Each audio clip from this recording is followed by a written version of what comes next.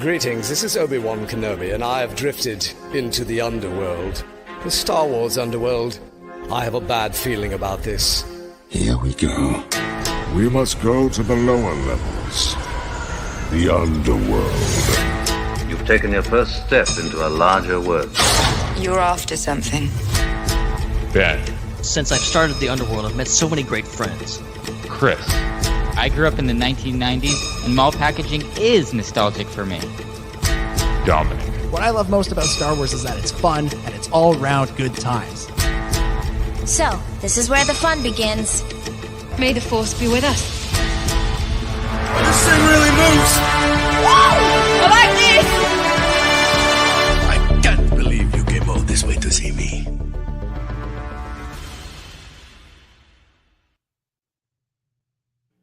Well, hello again, everybody, and welcome back to the Star Wars Underworld podcast, your weekly source for all the latest breaking Star Wars news, rumors, and discussion. And this week we are back, of course, to talk about Andor, Season 1, Episode 11, Daughter of Ferrix, written by Tony Gilroy and directed by Benjamin Caron, the penultimate episode for Season 1, which means we are almost halfway through the entire series, which is disappointing because I wanted this series to last at least 3 seasons, if not the original 5 seasons. But I was thinking today, it feels like this season has been on for a long time. And I realized that since the first 3 episodes premiered, like that one episode premiere, that one day premiere, we've had an entire Mandalorian's worth of content, and there's still another week. There's still another week to go. It's incredible. I love these. I love these 12 episode seasons and wish we would get some more of those. But we're here to talk about episode 11. Great things happening. Great table setting being done, and we're gonna have a great time talking about it here tonight on the Star Wars Underworld podcast. First, though, introductions are in order. In case you're new to the show or you've forgotten who we are, that can happen. My name is Dominic Jones, and with us, as always, he's the founder of the Star Wars Underworld. It's Ben Hart, the Star Wars guy. Hello, Dominic. Hello, everyone. That's not my line. I'm not going to even try that. Oh, no, you're doing a good job at it. It was good. No, it would have turned out bad. How's it going, everyone? It's great to be back. And yeah, I'm also very, very sad that Andor is coming to a close. I was just getting into the groove of this show, and it's about to leave us, and we only have after next week we'll only have 12 more episodes, which is just criminal. 12 more episodes and like a year to wait. Like, more than a year. Jeez. So just ridiculous. Maybe we shouldn't mourn it just yet. We should just brace ourselves for a year of speculation. Just like, be thankful. Don't be sad that it ended. Be thankful that it happened. No, I want more. Damn it. That's like screw you, Dr. Seuss, and your made up saying. Grateful? You want me to be grateful? I want 18 seasons of Andor. I'm more mad. I'm more angry now. Yeah, Ben is entering his Revenge of the Sith phase. I want more, but I know I shouldn't. Full Anakin Skywalker from Ben. Ben, I noticed you did not start growing your mustache to prepare for your Lonnie cosplay. Any updates on that? I was going to just not shave for a week. Then I was afraid I would freak out my family, that they would think like I was going through a midlife crisis or something. Like, he came out of his bedroom. Oh no, Ben's losing it. He looks homeless. What's wrong with him? What's wrong with Ben? He hasn't shaved in a week and keeps saying he's doing it for London. I don't understand. So yeah, we'll see how it goes. Okay. All right. We'll keep you posted. Also with us, as always, from the Raeside, it's Hannah Raeside. G'day there. It is good to be back for another week of discussion. Really enjoyed this episode that we got. And I've realized that deep down in my Star Wars heart that maybe I do just like Star Wars for the action, because Luthen's ship is absolutely one of the coolest things I've ever seen in Star Wars. It was so epic. But it was a pretty good episode overall. So keen to get into it. It's going to be a good show. Yeah, I feel like Tony Gilroy was sitting around going, what if we took a spaceship and we combined it with Darth Maul's lightsaber. And Kathleen Kennedy just went, genius, you're hired. You get however many seasons you want. Get in there. Now we need Sam Witwer over here going, Leuven! There you go. There we go. If we could just get Sam Witwer just to yell every Star Wars character. Yeah, just every name ever. Yeah. Put that on the Star Wars app soundboard. There you go. Tim. I'll use that. Or just 1 week, instead of doing This Week in Star Wars, they just... It's a good one. A good one. Instead of doing This Week in Star Wars, they just had Sam Witwer in that studio screaming different characters' names for 8 minutes. This week of Sam Witwer. I'd watch that. Unfortunately, not with us this week is our good friend and co-host Chris Seekell. Chris will be back next week, but in his place, from the Question Possible Answer podcast, friend of the show, Jesse Bennett. Jesse, welcome back to the Star Wars Underworld podcast. Woo! Hey, how's it going? Great to be here on the main show. Such an emotional episode, I feel like, and I'm really glad to be here to talk about it. Definitely had some moments that I wasn't expecting to get this season, and really looking forward to break them down. Absolutely. Before we dive into the episode proper, Jesse, do you want to give us your sort of overall thoughts on Andor thus far? So overall, I feel, obviously, not every episode is going to be 100% there, and I feel like it started kind of slow, like most shows do, obviously. But it definitely picked up the pace, and it's been a really good series. Overall, up to this point, not including this episode, I'm giving the series a 9 out of 10. All right, 9 out of 10. Oh, nice. Good shout for That's a Andor. good number. Yeah. All right, we'll get into the discussion in just a moment, but as always, we want to remind you of a couple of things. First and foremost, punch the subscribe button, Chewy.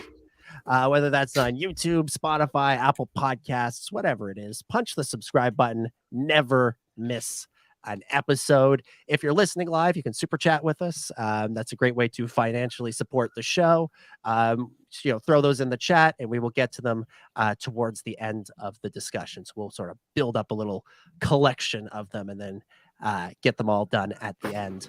Also, you can become a channel member and join our ridiculous clone squadron thing that I've completely lost track of a long time ago, but that's another way to support the show financially. And if you're listening or watching, I don't know if you can review this in video form. If you're listening in a place that lets you leave a review, a 5-star one would be most appreciated.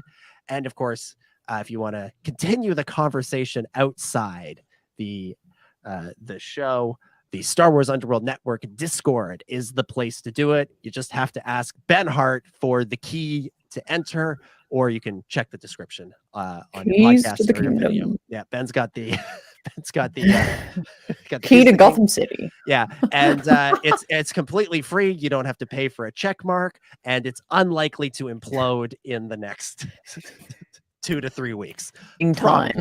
Probably. That is also where you can get access to the weekly pre-show. This week, I feel like we talked about a lot, but I'm hard pressed to tell you what any of it was. So check it out. A lot and also not a lot. Yeah, there was some Willow conversation in there, I think. Some Willow stuff. So do check that out.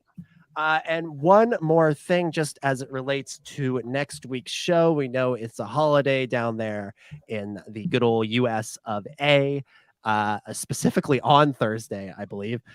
So we're a little bit, we're playing it a little bit by ear when exactly we're going to record. So just keep an eye on the Star Wars Underworld social medias. We're at the SWU pretty much everywhere, and we'll give you a heads up. It's not impossible and maybe not even unreasonable to expect that it will just be at the normal time. That is very, very real possibility. Could also be Wednesday. Unlikely that it would be Friday or Saturday, but you never know. So just keep an eye out for that, because obviously it would be discussing the season 1 finale of Andor. So you won't want to miss it. All right, let's get into things. We are, of course, talking about Andor Season 1, Episode 11, Daughter of Ferrix. And we will begin how we always do, going around the table, giving some initial impressions. And Ben, once again, I'm not going to throw it to you first this week. I'm going to give you another week off from this. And Hannah, we're going to throw it to you first this time. Oh my god! Oh my god! What are your overall impressions of Daughter of Ferrix? Yeah, I think this episode was a really a much better paced episode for my liking, my preference. It had, I can't really put my finger on it, but it kind of had a Revenge of the Sith kind of feeling of it. Like the first 30 minutes of Revenge of the Sith reminded me, like this episode reminded me of that. It's that kind of very much building.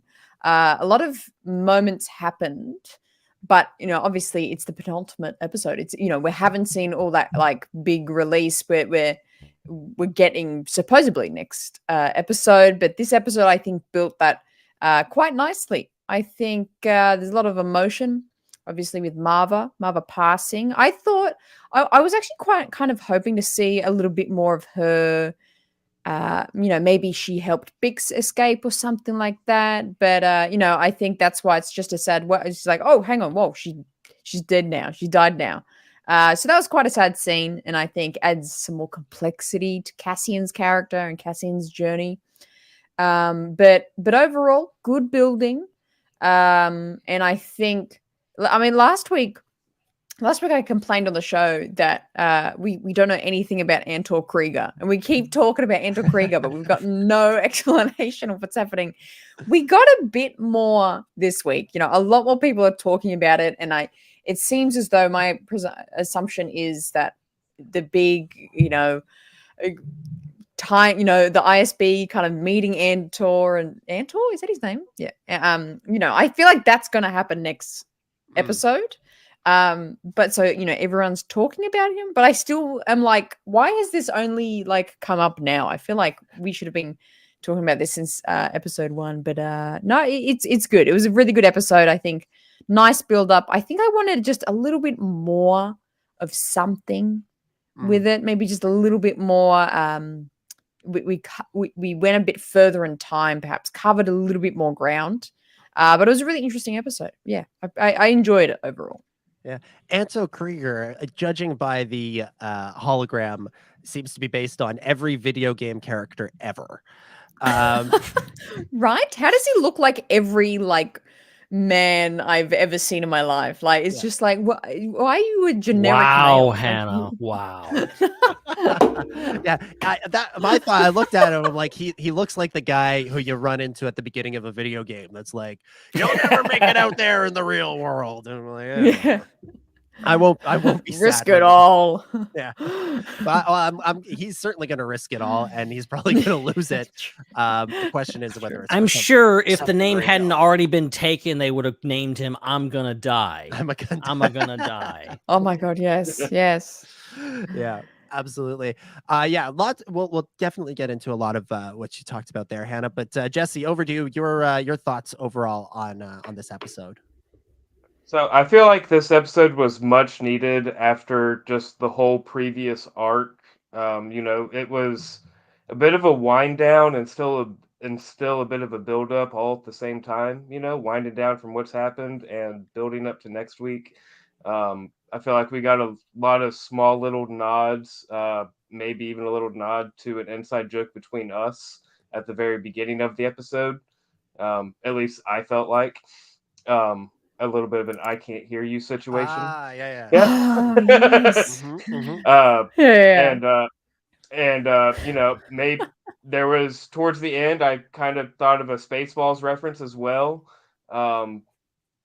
We'll get to it, but I felt like I saw a lot of really cool things that I wasn't expecting to see. The death of Marva was obviously emotional.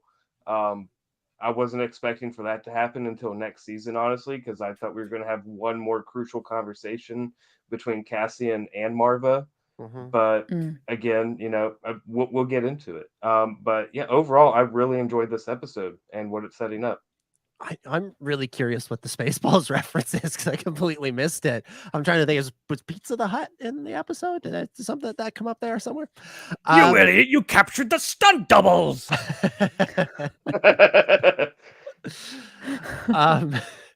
Ben, over to you. Yeah, we're throwing it to you last.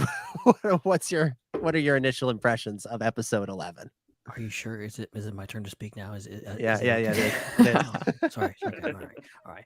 Well, So Ben's like, usually when I speak, there's a theme song. I'm like, what's going on here? Yeah, it's just weird, just throwing me off my game. I really enjoyed this episode for so many reasons. Obviously it was kind of a gut punch and a kind of a setting the tone for what we'd assume will be, a really emotional finale, and also putting the characters in the worst spot they've been in. It feels like everybody is worse off than they've ever been in this series thus far. Even Luthen is kind of faced with like a really bad situation with getting caught in the tractor beam. Like, he handles it very, very well, but I'm starting to wonder, like, that was too easy.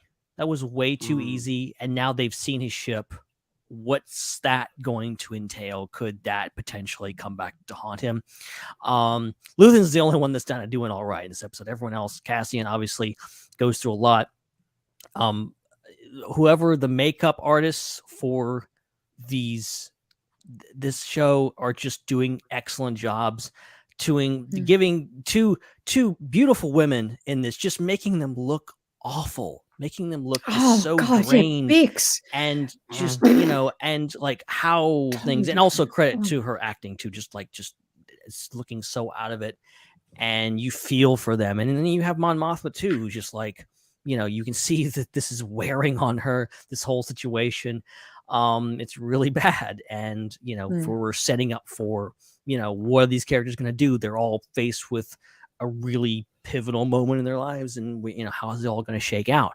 And I'm also wondering, like, how are they going to fit this all into, like, I know they're all like going to show up on Ferrix at the same time and start shooting at each other, but like, how is this going to play out, and how are they going to actually work this out? Because these episodes are no more than an hour usually, so we'll see. But I have a lot to say about this episode, so let's just get further into it. Something I noticed about this episode, everything is converging on Ferrix. Everybody's going back to Ferrix, everybody's going back here. It strikes me how this show, we've talked a lot about how different it is from other Star Wars shows. It basically has the same season structure as The Mandalorian season 1, because that begins on Navarro. All the action happens. The hero has to leave, goes off, has a couple of other adventures away, and then everything converges back on that planet again. And I feel like we're kind of seeing that play out here. But again, it's sort of a testament to this show and how, the people making it have a very specific and strong vision, that even though there's that similarity in the flow, it still feels very unique, feels like its own thing. But yeah, for me, this episode is like, it's the ultimate kind of table setting episode. We're getting things ready. We're putting all the pieces on the board so that they can show down next week. And that's kind of what we're looking at. So it's an interesting episode in the sense that a lot happens, but not a lot happens. We're all kind of waiting for something bigger to happen. And that, of course, is not going to happen until we get to next Wednesday. But overall, it's a strong episode and certainly one of the best table setting episodes we've gotten from Star Wars in a while. Let's start with the death of Marva, which happens off screen. And B2 Emo, this droid. Luke says in A New Hope about R2, "I've never seen such devotion in a droid before." Clearly he never met B2 Emo, because the emotion that they get out of this droid, and it helps that he speaks proper English. He's not just going beep boop beep boop, but the emotion they get out of the droid is just remarkable. Ben, I'll throw it. We'll start with you. What do you think of the way they handled Marva's death, and ultimately the and the role of, and the way they had sort of showed that to us through B2's eyes?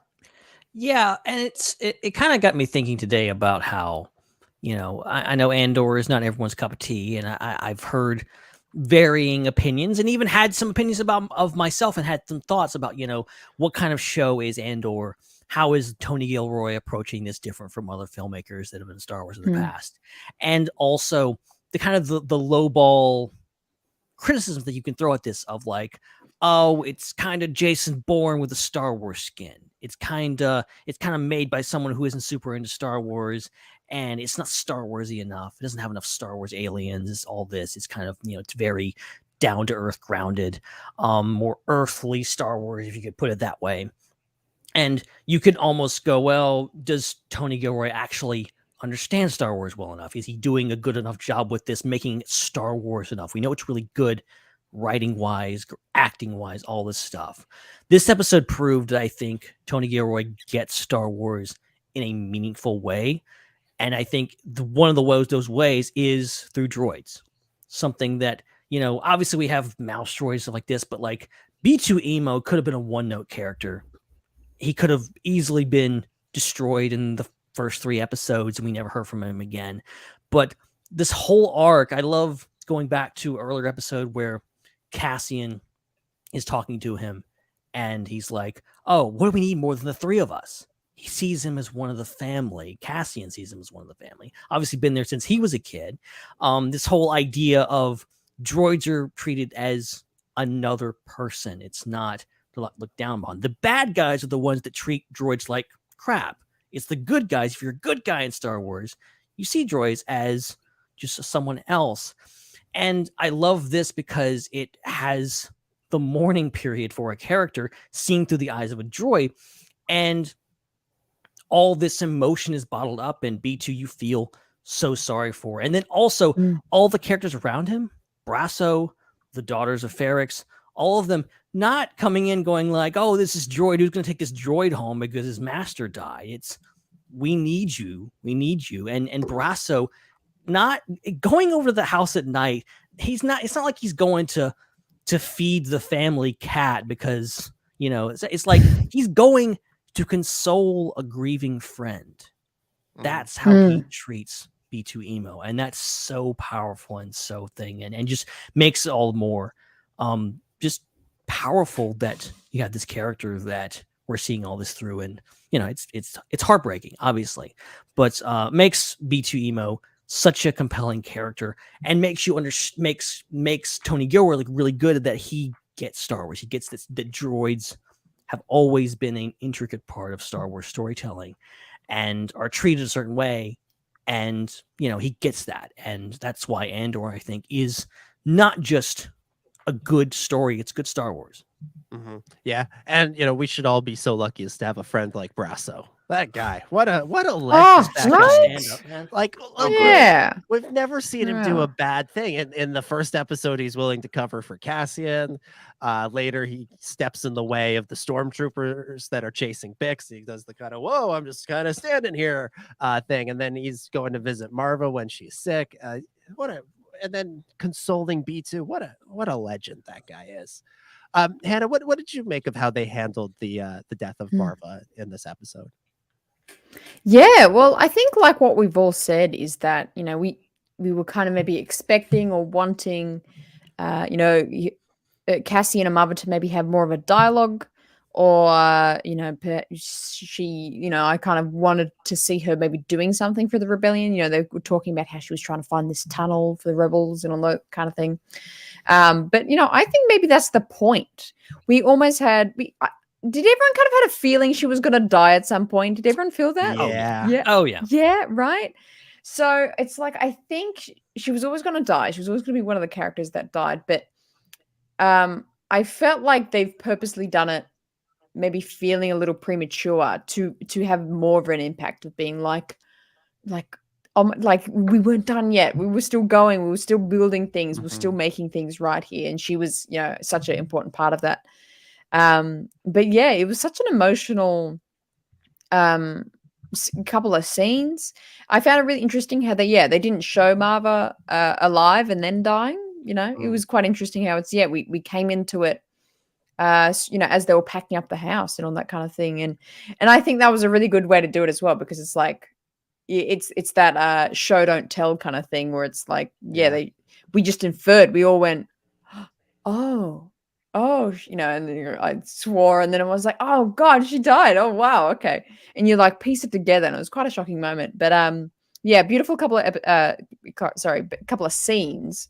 And I also love the community of Ferrix and this concept that when you pass away, your ashes get turned into a Ferrix brick, and you're always a part of the town, all that kind of thing.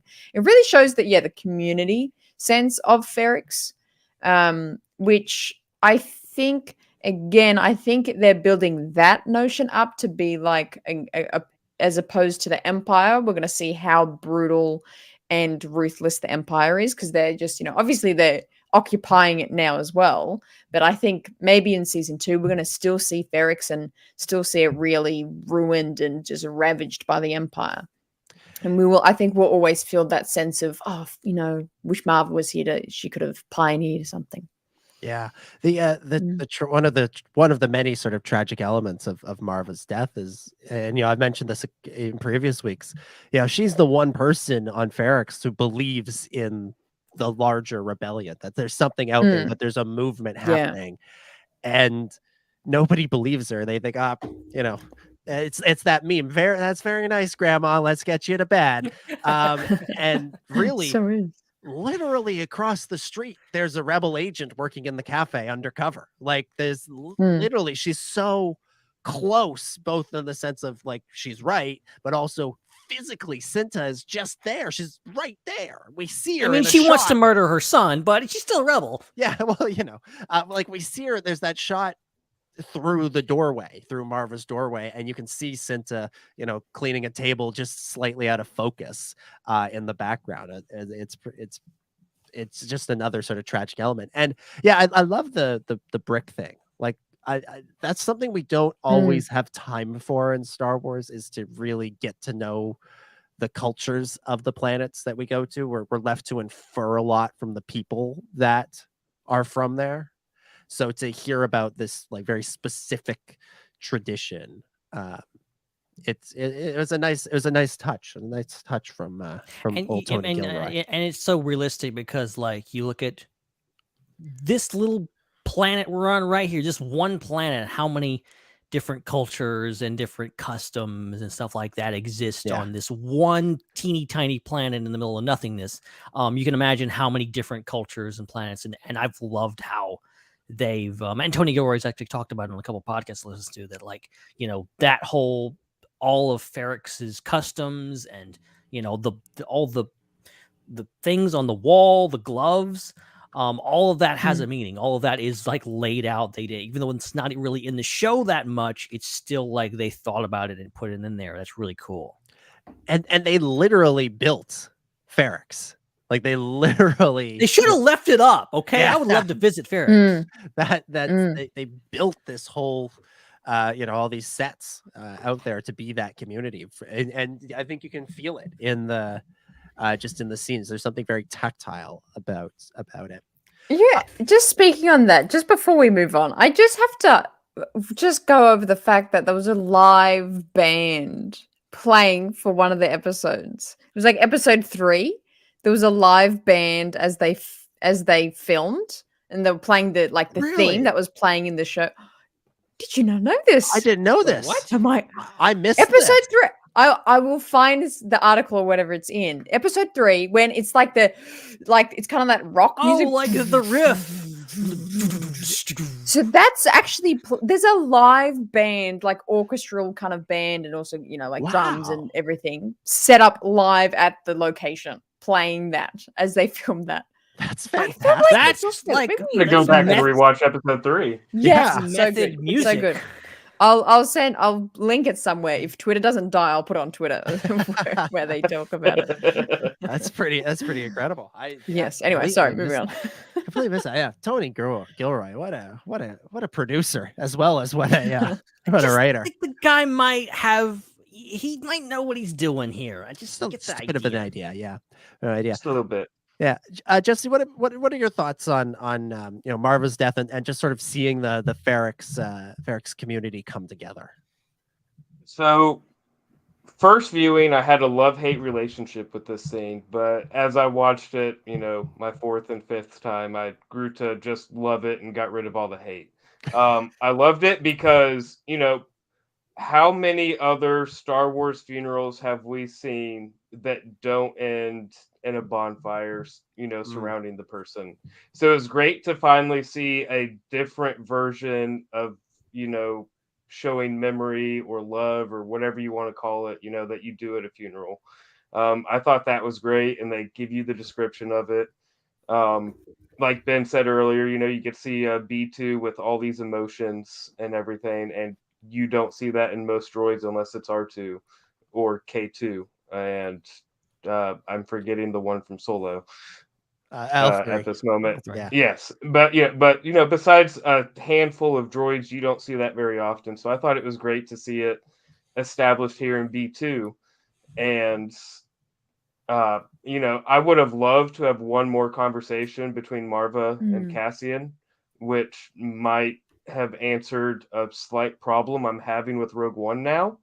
But we still have another episode and a whole other season to hopefully fix that problem. What's the issue? Like, so in Rogue One, and it literally boils down to one line, and I did find a Google response that slightly fixes it, but I don't like that answer, so I don't. Google response. That's a good place to find answers. So the line in Rogue One is Andor saying, "I've been in this fight since I was 6 years old." Okay. And so up at this point in the story, he doesn't really know that he's been in the fight because he doesn't know that Marva's been in the fight. Okay. So I was hoping for one more conversation where she was going to kind of be like, hey, by the way, there's this thing called a rebellion and I'm a part of it. Or, just some type of conversation along that line just would have made him. But, in the funeral, he might show up and get a letter or something that gets that broken down. And that might be what he needs to finally kick it into gear and join a greater cause. We might get a deathbed hologram or something from her. Yes. So that could be, makes him backtrack how long he's been in the fight because he realizes, my mom's been a part of this. I want to honor her legacy. I'm going to keep doing this. And that could be how he ends up joining the rebellion, essentially. A hologram from Marva to Cassian in the finale or some other episode down the line. That would nicely mirror, I feel like, Rogue One with Jyn seeing the Galen. Yeah, you're right. Hologram. Yeah. And it might, at the moment where Cassian chooses not to shoot Galen on the hill there is or in the cliffs is pretty powerful on its own. Doesn't necessarily need more context to it. But if you add in a sort of an extra context where you can read into Diego Luna's face, maybe he's thinking about his mother and comparing his relationship to her with the one that Jyn has with her father, and that might make him sort of, snap out of it a little bit. I think that could be a nice touch if they go that route in the next episode. Just while we're on the subject of B2 and Jesse, you kind of spurred this thought in me when you brought up L3. This episode and seeing how human B2 is, it really makes me sort of wonder and want Star Wars to approach the idea of droid sentience in a future story and in a meaningful way. Solo. So you're talking just a little bit more than what the Clone Wars did with the droid story arc. Yeah. Even just a little bit more. Yeah. I'd like to see them tackle that, and I don't know if there's a storyteller out there that wants to do it, or I don't know if there's a producer out there that would let them do it, because it might upend the Star Wars galaxy as we know it if they tried to do this. But just in seeing the humanity that they've given these robots really since 77 with C-3PO and R2-D2, I feel like there's more to them than just toasters or even dogs. Like they're They're people. And, again, Solo sort of veered into this territory in a real kind of jokey way that, is hit and miss in places. And there's a choice that's made in that movie about, plugging L3 into the Millennium Falcon that feels very sort of counter to the whole idea and everything that she says in that movie that I always find odd. But just again, seeing such a visceral example of a droid that cares so deeply about a person, it makes me wonder if that's a possibility down the line. And we talk about like what could be the next major storyline in Star Wars if they ever wanted to move beyond Jedi versus Sith, and we'll talk about the Yuuzhan Vong and things like that. Perhaps, the droid sentience could that maybe that could be it, but I don't know. It just go ahead, Ben. Go ahead. No, I've thought a lot about this. I think if we go forward into the future and we go past episode 9, I feel like this needs to be addressed. Like there needs to be some progress made. Star Wars has a lot of social commentary, and you could do something like this. I'm not saying it's the same as, obviously we've had a lot of civil rights movements here on planet Earth for various different reasons and various different people needing to stand up for themselves. I could see something similar to that happening. Obviously it's completely different with droids, but just the idea of like, I would love it if like just a small mention of like in episode 10 be like, oh yeah, you have to pay droids for their labor now. You can't just make them work. You have to pay them or something like that. Because like one thing I love about Star Trek throughout the ages, and if you watch all the series kind of in order, there always is this kind of progression of like every time there's a new series, it's what's changed. How has the world evolved? Has the universe evolved? Star Wars really never had that, but we're getting a little bit of it with the High Republic. We're kind of going back in time. We're seeing how things used to work, that hyperspace wasn't as necessarily as widespread as it used to be, or is in the modern galaxy. And I would love it, going, episode 10 is 100 years in the future. How has the galaxy changed? How does the galaxy treat droids? And, I think there's a strong case to be made that, hey, treating them like appliances isn't the best way to do things. Yeah. George always said, Obi-Wan doesn't recognize R2 because droids are like toasters. I don't know. There's been a lot of That's how the old people. That's how the old that's how they look at things. The young people are like they're woke and they're like, nah, we gotta treat droids as equals. They're not appliances. Anyway, it's just a little tangent that occurred to me as we were seeing the pain in B2's eye. Give B2 Emo a happy ending, for goodness sake. Okay. I worry for B2. I worry for B2 because I was thinking just now, B2 could be like Cassian's droid next season. Now that if he comes back for Marva's funeral, he could leave and be Cassian's droid. But we know Cassian already has a droid that he's got to meet at some point, and who becomes his right-hand man in his future stories. And so I don't know if there's space for both B2 Emo and K2SO. Well, have you heard the theory where you're right, there isn't enough space for both of them? What if it's the same droid? What if it's the same processor? What do they call it? And he plugs the soul of B2 into K2. Have you guys, Jesse and Ben? It seems like you've heard that theory as well. Yeah, heard the theory. Just based off how they sound, I feel like it's not a very sound theory, but they could have different. I don't know. Do droids have voice boxes, or what makes them talk? So I feel like there's something there, possibly. They both have their second digit is a 2 on both of them, so there's that. B2, K2. in universe, it makes sense because like Cassian is like, oh yeah, K2 seems to say whatever comes to his mind. It's a byproduct of the reprogramming. There's a story there. I know it's been told in the comics, but we're not talking about that anymore, apparently. But like out of universe, I feel like they would have had Alan Tudyk voice B2 if that were the case. But if they were trying to, and this is the first time hearing of this theory, I've completely, apparently I'm completely in the dark. I thought I was plugged into Andor things. Apparently I'm completely in the dark. Didn't know about the bands, don't know about the theory. So behind. Yeah. Living in the dark ages.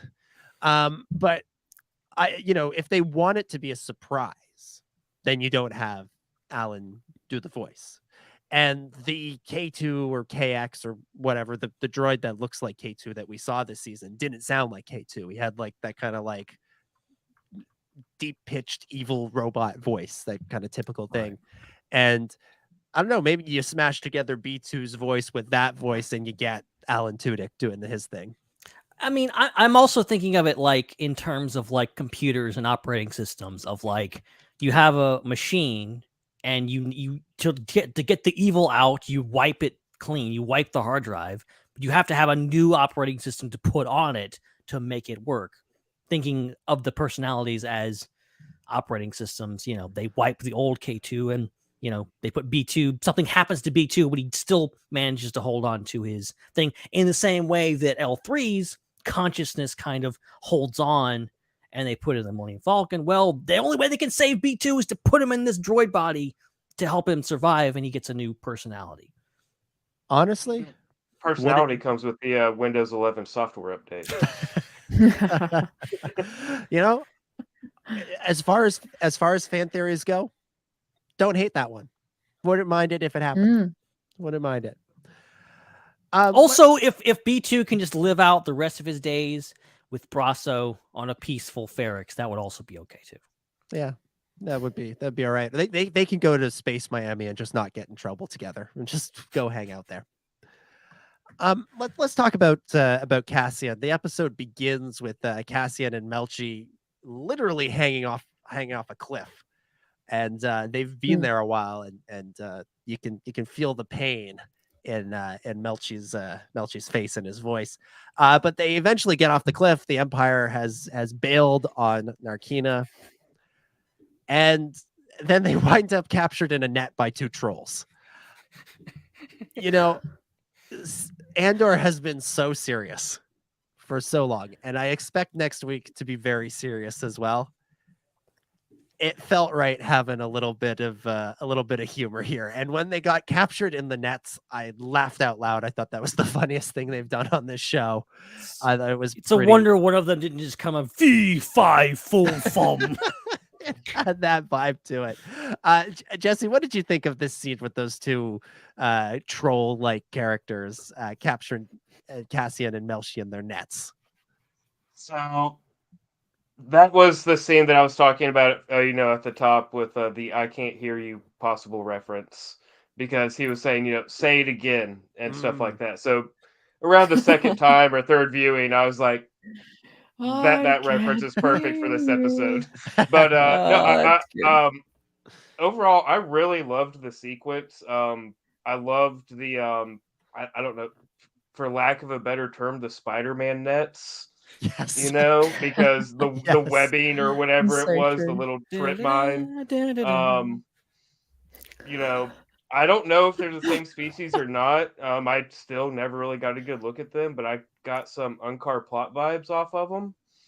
Okay. I can see that. Just a little bit visually. Obviously, there's some differences there, but I really loved it.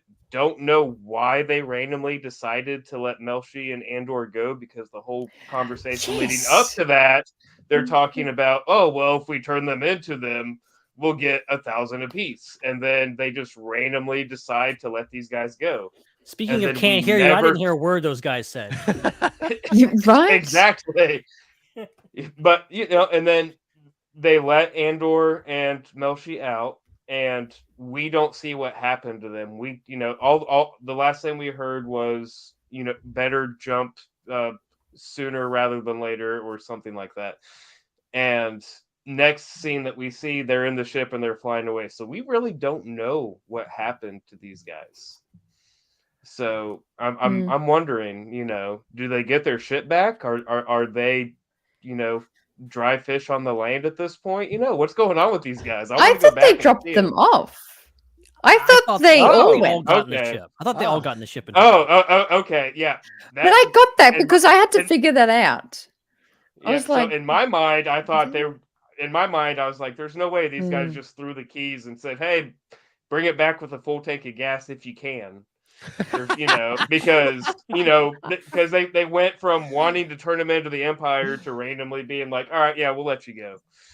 So that's if I have any complaints over the episode, it's that little bit for just the random. All right, yeah, you're free. Yeah. My take on it was, and I call those guys trolls not just because they kind of look like trolls, but because I think they were trolling Cassian and Melchi a little bit. Because I think they clearly didn't like the Empire. Well, maybe not clearly, because again, I had to put on the subtitles when I rewatched the episode for that scene. I'm like, I want to know exactly what they're saying. But they say the Empire is poisoning the water. They don't really seem to care for the Empire, and so they let Cassian and Melchi go, and they escape in that quad jumper. So my take on it was that, but I had sort of thought they just let them take the ship. I didn't consider them getting in and everybody going on the journey, but that does make a hell of a lot more sense. But I love their dialect, the way my. I thought that was that was pretty great. Like Die Frida or something like that. I got very big Hagrid vibes from the main one. I was like, is this just Hagrid but an alien? He was like, all righty then, well, we better get you off the planet. I was like, what? I shouldn't have said that. Should not have said that. Right, we're gonna go see Fluffy in the Forbidden Forest. Like it did have that vibe to it, definitely. Oh, right. I thought they struck me as kind of like, and maybe this is my ignorance of Lord of the Rings, but they seemed like Tolkien characters to me. Like they felt like they captured Bilbo or something.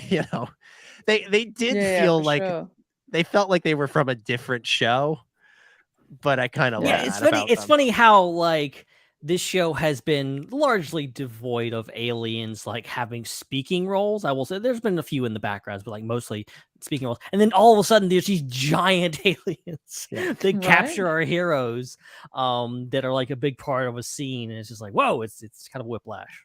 Yeah, a little bit. We'll jump ahead to the end of the episode after Melchi and Cassian escape, and we get the scene back on the Miami planet after Cassian has phoned home, where Melchi, we see what Melchi's going to do with the rest of his life. Like he's going out there. He wants the world to know about what was happening at the prison. Hannah, what did you make of Melchi's sort of declaration for his own future there? Yes, I think I really liked Melchi's character in this, and I like that we got him in this show. And I think it makes sense in what he said there. Is like, it makes sense of why we've got the prison scenes were very intense, because it's like, it would move you to go through that, and it moved him. And he's like, we've got to tell people what's happening, and that all makes sense. And you're like, yeah, man, you got like go tell the people, And he brings up a good question to Cassian, saying, "How many of us got out? How many of us survived? What if we were the only ones to survive?" And it's such a good point, because if that was the real, the reality of it, they were the only ones to survive. Like they are the only ones to tell people this is what's happening. The Empire's really bad, because we're still fairly fresh. I always forget how many years this is after Revenge of the Sith. Is this 10 years after Revenge of the Sith?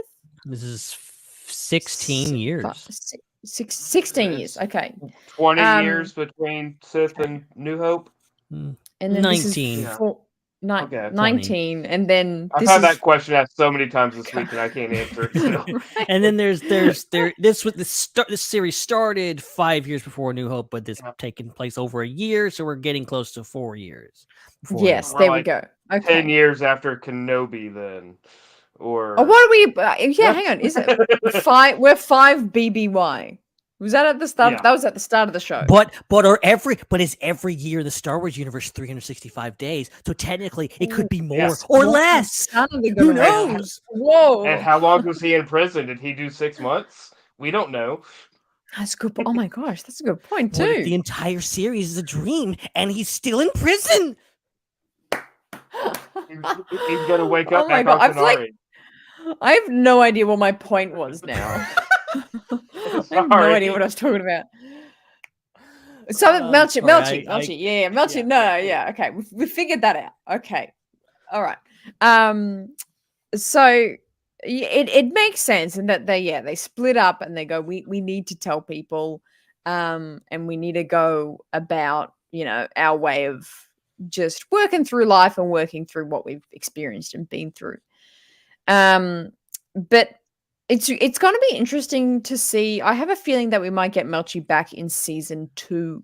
I feel like it might be like a bit of a full circle moment. Obviously we're going to do a bit of a time jump through ahead, maybe a year or two, a couple of years, and we see like Melchi and Cassian meet again, and like they meet like on Yavin. They're like kind of like the Finn and Poe moment at the end of Force Awakens. They're like, oh my God, you're like alive. You're with the rebellion. I'm with them. Oh my God. I feel like they're going to have that moment, which is going to be really cool to see. But yeah, I think makes sense. And it's very meaningful. The prison scenes were pretty rough, very quite morbid and confronting. So it makes sense that they want to let people know, start the rebellion, join the rebellion. Make an uprising. I love that Melchi's a true believer. That he's like, I think saying some of the things that Cassian probably would be saying if he wasn't processing a lot of really intense emotions in the moment.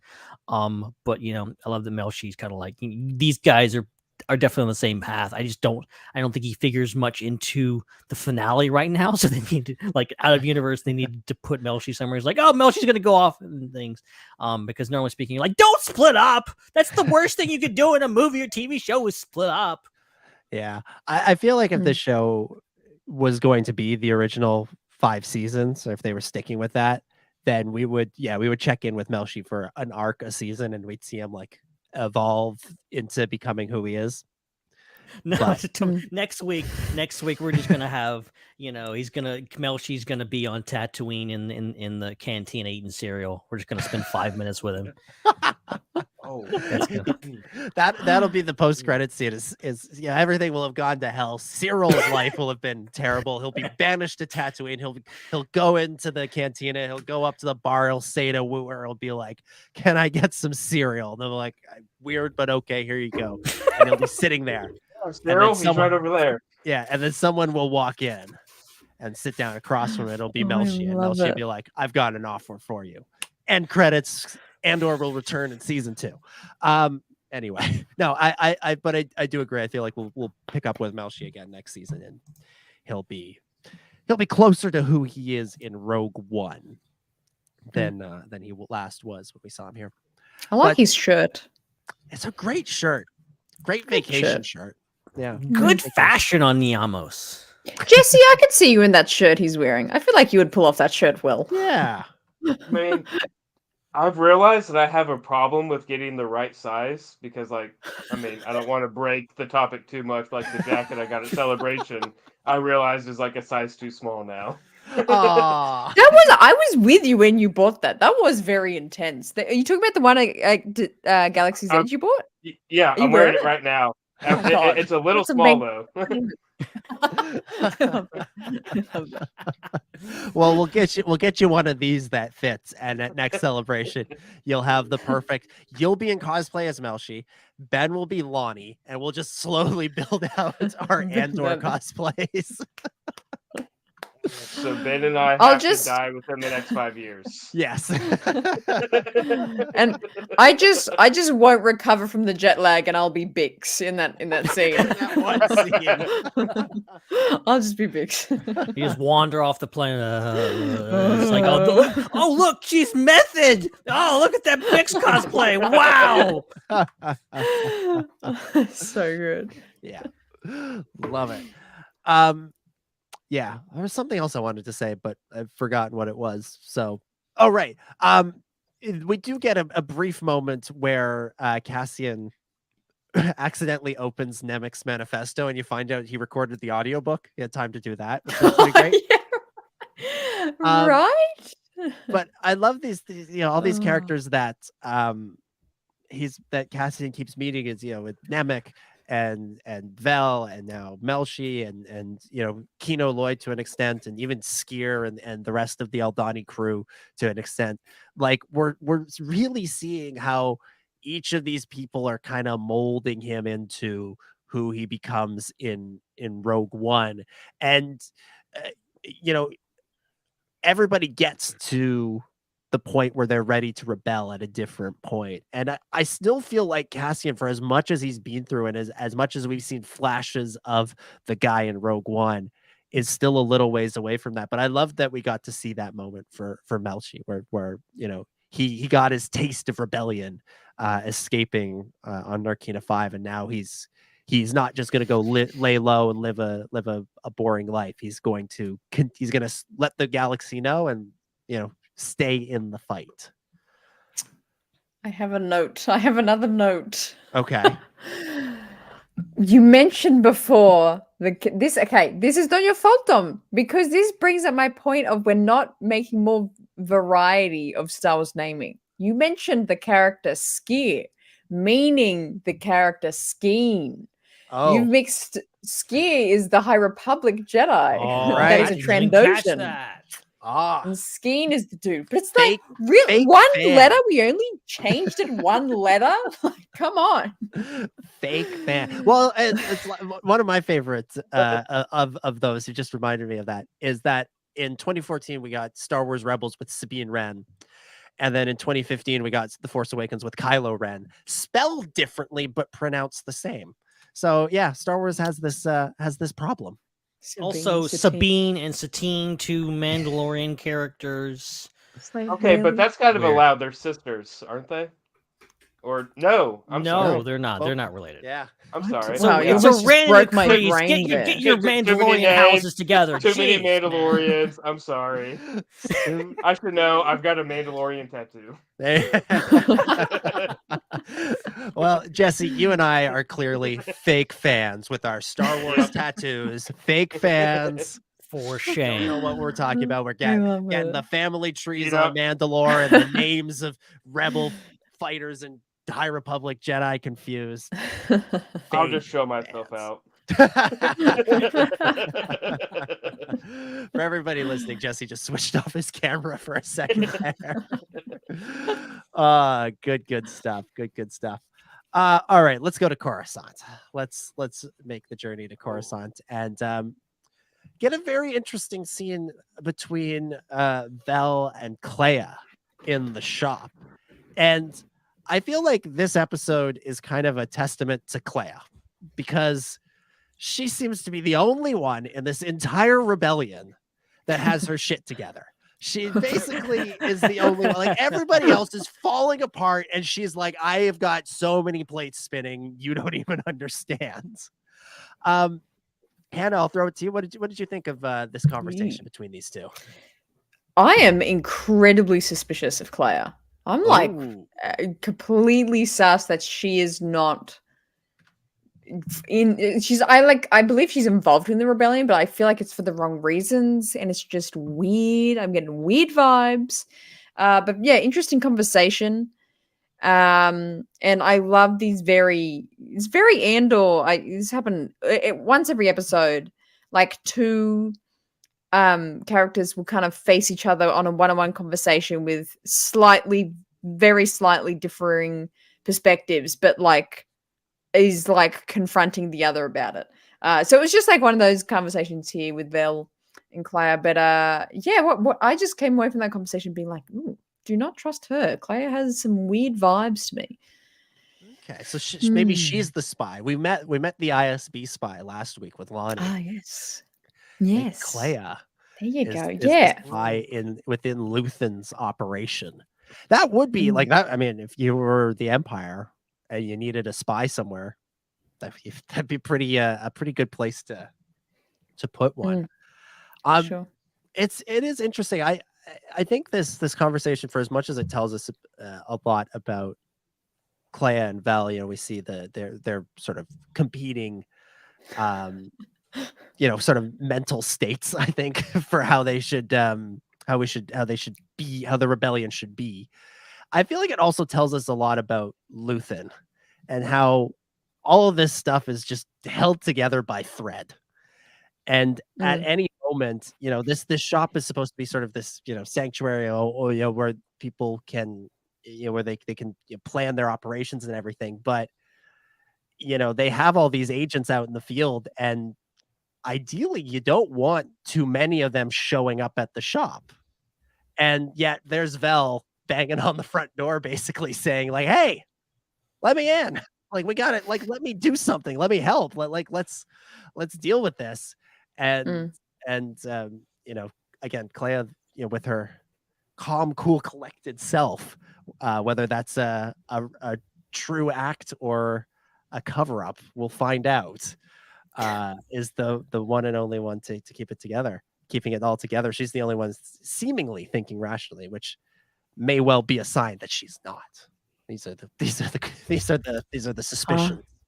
I just love that, it's a rebellion and we're all about, Star Wars is all about people coming together for a common cause, and sometimes they're lifelong friends. Nobody in this show likes anybody. They all hate each other. They all hate each other. None of them are friends. If these people were like outside of work, they don't hang out. They just hate each other. Yes. As soon as the rebellion's over, together. Yeah, as soon as the rebellion's over, they're like, let's never speak. Yeah. Really, they really do. Like, look, Clea, they're just roasting each other throughout the whole scene. She's like, I gave him Eldani. What have you done lately? So that line right there gave me vibes. I was kind of half expecting a Han Solo call out, great kid, don't get cocky, but instead we got, I've given him everything and anything. I'm here all the time, which was another great line. Yeah, absolutely. We then head sort of from there. We kind of follow Vel through this episode from Luthen's office, or the shop, back to Mon Mothma's apartment, where we learn that apparently the Girl Guides on Chandrila are just basically a full-on cult. Not really sure what's going on in that other room. It makes sense though. We've been saying, what's her name? I always forget. Layla or something. Lida. There we go. Clea, Lida, Leia. Speaking of names, I mean, to be fair, they did say pronounce it however you want, because not everything's going to be pronounced properly on every planet in the galaxy. There you go. Leida. I don't know. Leida. Yeah, there we go. That's my pronunciation. Let's go with that. But it's she's literally been Leia really with a weird. D in it. and Clea is Leia with a C at the beginning. Oh, dude. But she's weird. She's been weird for the past couple episodes. She's been acting sus. And, I had this theory that she's like, oh, what if she's with the youth legislative program for the kids of senators in the Empire? But this makes sense that she's just kind of really indoctrinated into this Chandrilan tradition. It's really strange, but suitable. Yeah. Girl Scouts of Chandrila are a little intense. Yeah, that they are. Jesse, you have a thought here? So, in that scene, did anyone else happen to notice the knowing eye glance from Leda to Mon Mothma? Whenever Vex is going up to give her the hug or whatever, I swear that I kind of saw this knowing glance from Leto towards Mon Mothma, like they may have already had a discussion about what's to come in her future. Okay. Maybe if she's that It's into like a the split tradition. second. Maybe she's not too opposed to the arranged marriage. If she's really into the Chandrilan culture and she wants to, really honor the Chandrilan ways, maybe she's like pretty open to it. Maybe you're right. They have spoken about it, but like Mon's upset about it, and that's her feelings. But it's, maybe Lita is pretty chill with it and be like, yeah, okay. Yeah. I don't know. Excellent impression. Thank you. If she knows her mom's against it, she'll be all in on it. That's a good point. That is a good point. Yeah. Well, this is. Go ahead. Go ahead. No, go ahead, Jesse. Oh, no, you. No, you. No, you. I will do this all day. One of you go. Okay. All right. So, I didn't think about that before, but, I feel like at least the way I interpret that scene, and I could be wrong, I hope the series proves me wrong, but at the same time, I hope I'm right. I feel like Mon Mothma and Leia had that conversation about, hey, I need to sit you down and talk to you. There's going to be this boy coming, because I feel like she's accepted at this point that she has to take that deal with Dravo, whatever his name is. Davo, I believe. Davo. Sorry. Davo. But yeah, I feel like they had that conversation where she was like, mommy did something bad. She may not have said the full story, but I feel like she said enough and was like, so there's going to be this boy coming to meet you, because we haven't seen any of this cultist guild stuff really before this episode. So I feel like there might have been a side conversation that happened off screen, and Leia kind of devoted herself to the cause at this point, maybe, to help the family. Yeah, it's certainly possible. I think I don't know if I quite got the same read on it, but who's to say? But I do think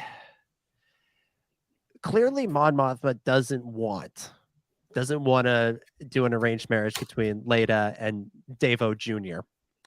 And so this and clearly it's tearing her apart, as we see.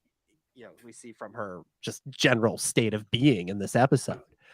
And I think this whole the old customs, the weird girl guide stuff going on here is like, I feel like it's all pointing to Mon Mothma knows that if she suggests this, Leia would say yes. She would go along with it. But she still doesn't want to set up her daughter with the son of Davos Skulden, because while he may have seemed like a nice enough guy last week, his reputation, from what we've heard, is as a gangster and a criminal, and not the kind of person that Mon Mothma really wants her daughter to wind up spending the rest of her life with. So I feel like there's a bit of that going on, where Mon Mothma, she knows that everything is set up for her to do this and for her to get away with it. Everything is falling into place, but she still really doesn't want to do it because it goes against her, her morals, her internal beliefs, her ethics and all that stuff. And, the whole scene where, they're doing the weird chant and the saying, and it's all, and Vel and Mon Mothma are watching it. Both of them clearly don't like it. They don't like that this sort of thing is happening. But, and so it's, again, they seem like these are some of the traditions they'd like to move on from. And yet they may have to, this may be a sacrifice they have to make, is to, go by these old ways of doing things that they don't agree with, if they're going to cover their tracks and continue to fund the rebellion the way they have been up until this point. Yeah, and as for Leia's look, I think she can definitely tell that something is bothering her mother. It's just the question is what, and does she know? But we'll see. we'll see where we wind up. And again, this is another just sort of bit of culture for Chandrilla. Like I like sort of like the brick thing on Ferrix. I like that we're getting a little bit of a glimpse into the way things used to be and the way things may be again on that planet. I also loved the line, Vel and Mon Mothma were talking, and Mon Mothma was like, "Oh, well, we did it," and Vel was like, "No, you did it." Vel didn't do it. She had already disregarded the old ways at that point, so she was already rebelling in her own way at that time frame, and it just evolved into the rebellion that she's a part of now. Mm-hmm. What did we think of the line that Mon Mothma has about this cult?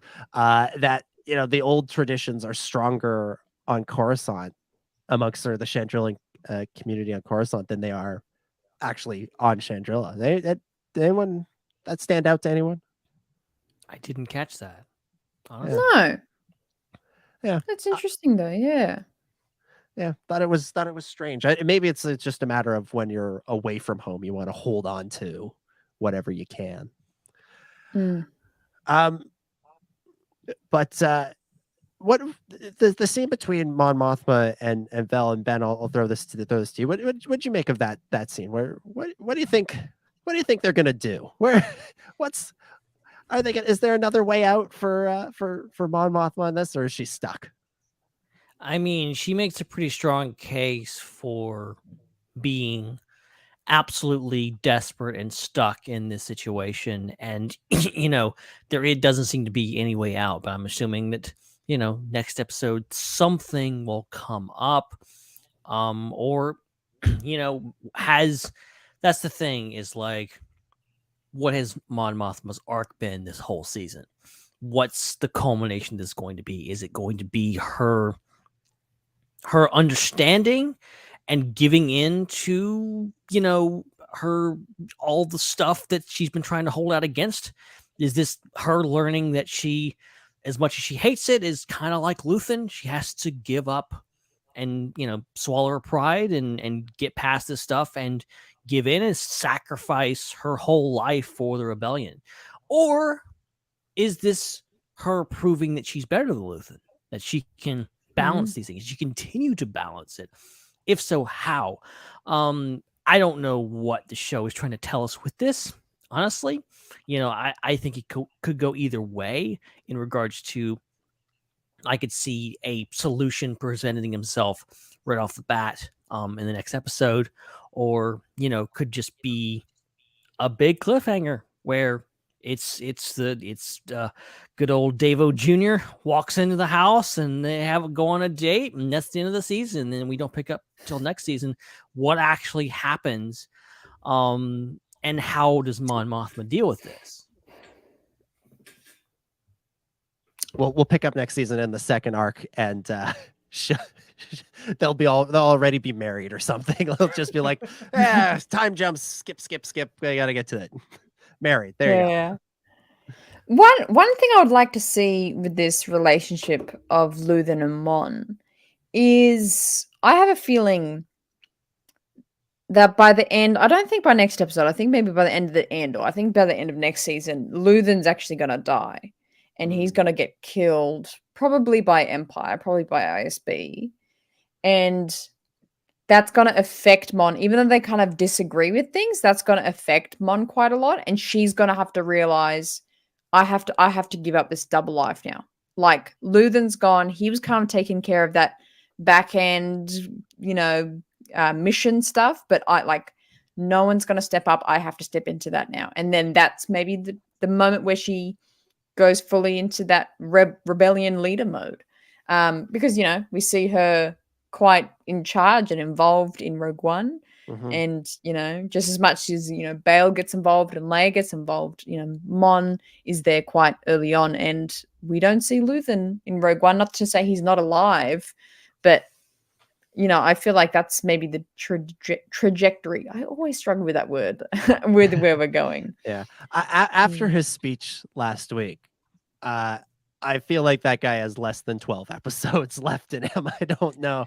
It honestly wouldn't shock me if he died next week. Like, it kind of, he feels like he's on his last gasp, and the way things go, and as we'll get to it, the way things go for him, I don't like his odds. You have had my these money two on parallel. You have these two parallel characters. You have Mon Mothma. You have Luthen. Luthen openly talking about the fact that he's not going to live to see any of this. He's working. He's sold his soul to the devil. He's doing all the stuff, knowing full well that he will not live to see the Empire fall. Whereas Mon Mothma does. She lives through all this. She sees the light at the end of the tunnel, and she is there on the other end to enjoy the peace. What is this saying about these characters? We get the picture that like Luthen's doing a lot of bad stuff, but it also seems that it's kind of inevitable and needs to happen. And how is Mon Mothma going to deal with this in the future? Where does she go, and how does she take over from him? Obviously, she's going to build off of what he does, but how far is she willing to go? And I think this is her first step. I'm assuming this final episode is going to be her finally making that choice, not going and making a big speech and leaving the Senate just yet, but making the choice of, I'm going to commit to the rebellion. I'm not going to do it in the shadows anymore. This, I have to go out and do this thing. Yeah. I think everything is converging on Ferrix next week, and I think the state of the rebellion is going to change in a very meaningful and shocking way, a way that may not it may not look too good. The rebellion's it's still in its early days here, but it's things aren't looking terrible. I have a feeling though that things may wind up getting worse before they get better. It turns out that Davos Skolden has a vacation home on Ferrix, and they're going to have the wedding there the next day, and that's Mon Mothma and everything gets involved there. Love it. So are you saying today the funeral of Marva Andor, tomorrow the wedding of Lita Mothma? Let's talk about let's check in with old Cyril Karn, the serial lover himself. Not a whole lot happens for Cyril other than he gets a phone call, the world's worst Skype call, at least when it comes to quality, from that was intense, wasn't it? From his old Scottish friend from episodes 1 to 3. When that guy showed up in the previous Leons, I was like, oh, him. Okay, let's go. Jesse, what have you thought of Cyril's arc so far, and how this moves it forward? So this episode changed my thoughts about his arc completely. Not about him necessarily, but more about his mother or whoever that is that he's living with in the moment. I feel like she might be tied to the rebellion in some way now. And I feel like that message might have been pre-recorded because I've watched it a few times now. So if you go back and watch that scene, everything that the sergeant says on camera and Cyril responds to is met with something completely unrelated, like it was scripted and pre-recorded out to possibly draw information, maybe. That's brilliant. I could be thinking too much into it. It really could have just been a really bad Wi-Fi connection. But, and then whenever she responded with, so finally whatever she said, finally the travesties of your past or something are coming forward. Something about that just kind of made me feel like she might be working for the rebellion and was hoping that Cyril was going to join the fight, but he got, brainwashed by what the Empire is trying to do in this cause, and he kind of made the wrong decision to what she wanted. Interesting. It would put a completely different light on his mother. I don't know. I granted I haven't watched the episode as many times as you have, Jesse, but I still took it as I feel like I feel like Cyril's story is one where this is a guy who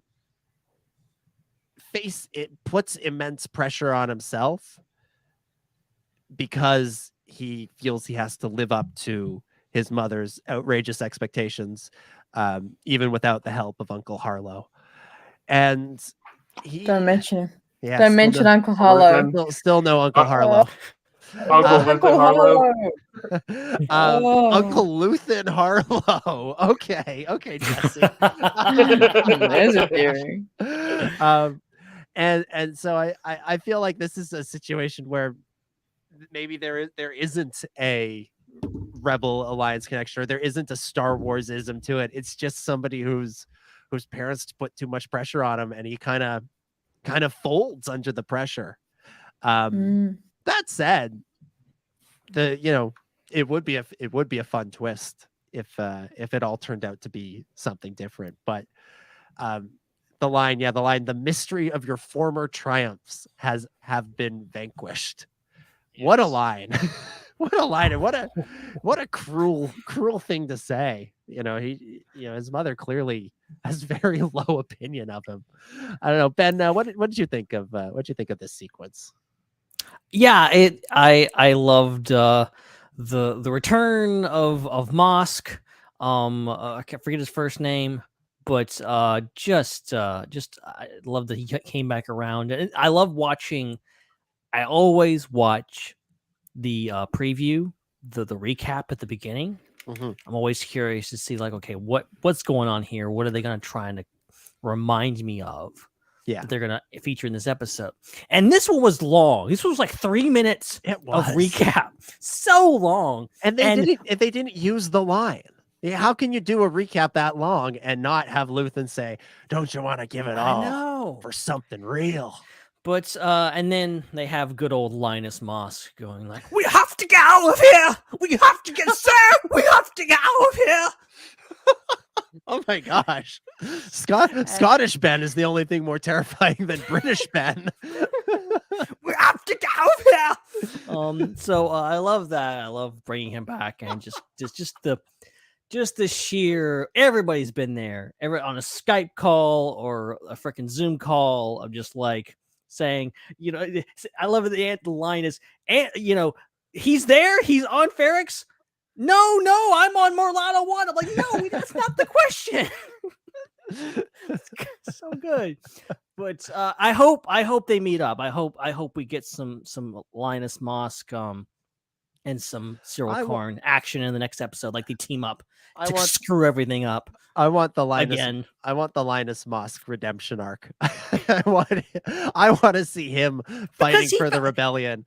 That guy felt like he knew what he was doing. Like he felt like semi-competent. Cyril was an idiot. Linus Mosk was like, okay, I know what I'm doing, but I'm gonna follow this guy because chain of command. But he seemed a little too overeager. He seemed like the guy that like wants. He was. I think Chris said this when we talked about the first episodes. He was Paul Blart Mall Cop. Like that's what he was. That's who he was. Like he wanted to be taken seriously, but very wasn't. But then also a suck up, just like, yes, sir, inspiring, sir. And still in this episode, he's referring to Cyril as sir the whole time. It's like you saw him get fired. You guys all got fired at the same time. Like, why? I mean, I thought he would hate him because, like, what's his name was like totally laying into Cyril that one scene way back for episode 4. Yeah. That was Blevin, I think, who was Blevin. Yeah. And Mosk is like, he holds up his hand, and Blevin's like, seriously, dude. Yeah. By the way, what the hell's happened to Blevin? Like, I know they took control. He's too embarrassed. He took a vacation. So I'm honestly a little bit surprised so at the start of the whole Blevin and Deidre, confrontation in the early episodes, I could have sworn instead of Lonnie, I had all my chips on Blevin being the rebel informant. And then it turned out to be Lonnie, and I was completely surprised. Yeah. Yeah, I don't know. Blevin seemed like he was a little. I would look. That actor is someone I'm a fan of, so I would have been all on board for it. But yeah, I don't know. I always felt Blevin was a bad dude. But the fact that Lonnie was there the whole time and none of us thought anything of him, it adds another layer to the whole ISB storyline of like the rebellion is not just being fought out there. They're not distracted. There is a rebellion inside this place. Like there's rebels here and now that are, working inside this place. And, that's things. How many former Imperials? I think half of the backstories for, rebel characters in the EU was like they were former Imperials. And then in canon is the same way. Wedge, former Imperial, Callus, former Imperial, Yeah. Yeah. I mean, one reason to hate the Empire is to see it up close and personal. So, by the way, Thomas in the chat says Cyril knows Luthen's voice, so it can't be his uncle. So there's that fan theory. That is a good point. Out the window, sadly. But he knows his uncle's voice. Now the Empire has a I will recording die of on Luthen's this. voice. What's that, Ben? Now the Empire has a recording of Luthen's voice thanks to that little scuffle he has in Sergo, whatever its name is, planet. That's a good point. Then. So yeah, I'm not sure if they're gonna put all the pieces together because like if this has happened like 3 episodes ago, but like Cyril's gonna come in and he's gonna identify. I think Cyril's like he's destined to screw everything up again. Yeah. My favorite thing in Star Wars is when some sort of governing body stop a ship to like be like, "What's your ID?" And then the pilot scrambles to get the information to in time enough to fly away dramatically. Like that's just Star Wars thing. It happens like so many. It happened in The Mandalorian like 3 times. Like it's happened in the movies. It's like I love this Star Wars trope. Bumbling grandpa. Luthen is my favorite Luthen. I'm a one-man show here. I got an engine overheating. Can we take a moment to appreciate how calm he stayed throughout that entire sequence? Yeah. That was a beautiful performance from start to finish. And I don't know how much of that was Luthen trying to hold them off and how much of that was Luthen being like, I've done this before, don't worry, let's just go with decoy pattern Delta or something, Yeah. I was watching that scene, I'm like, this is a man who hides his identity all the time. He's used to keeping that stuff. It's not his first rodeo. Yeah. Before we get to Luthen real quick, Cyril steals a whole bunch of money from his mother. Seems like a bad idea. That's just gonna leave that there. She's really gonna slap him next time she sees him. Yeah, I feel like Cyril's gonna be like on the verge of doing something really great for the Empire, getting his career back, and his mother's gonna burst in and be like, "You stole from me, seriously?" And that'll be the end of old Cyril Karn. In that whole sequence, I was certain that he was going to go kill her. I was like, oh my God, he's going to kill her. He was mad. He was like done with her and he's like storming to the other side of the house. And I'm like, he's about to go kill her. Oh my God. Well, yeah. And he's like, nope, you just went in your little like toiletry cabinet and got your little credits out. Okay, that's fine. Yeah. Of all the places. Yeah, there's the money hiding spot seems to be either on top of the shower or in the toiletry. Right? Well, this is revenge for getting in my secret box. I know they could have your secret box too. Yeah. I guess that's better than relying on the old loose floorboard that we've seen so much in the past in other works. I don't know. Yeah. I love a good loose floorboard though. That's next season. That's next season. Great. Yeah. So good. So. Let's talk about Luthen, and let's start with his scene with Saw. First thing that happens is he gets to that planet, and we know Saw is paranoid because he has two tubes, and two tubes is man search Luthen. And fascinating to learn about Luthen is Luthen enjoys having fresh ground pepper on everything that he eats, and he carries a pepper grinder around with him at all times. That's what that prop looked like to me, at least. I know people are like, "It's a lightsaber! It's a lightsaber!" I'm like, no, that just looks like he just wants to, put some. That was his stick. That was his retractable cane thing that he had in the first. Oh, yeah, of course. Oh, which still, again, what the heck is that thing?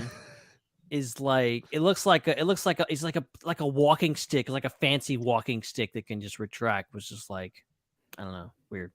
He did. It is a lightsaber, very protective old school of it, lightsaber. because he was pretty much saying you can either give that back or face the consequences.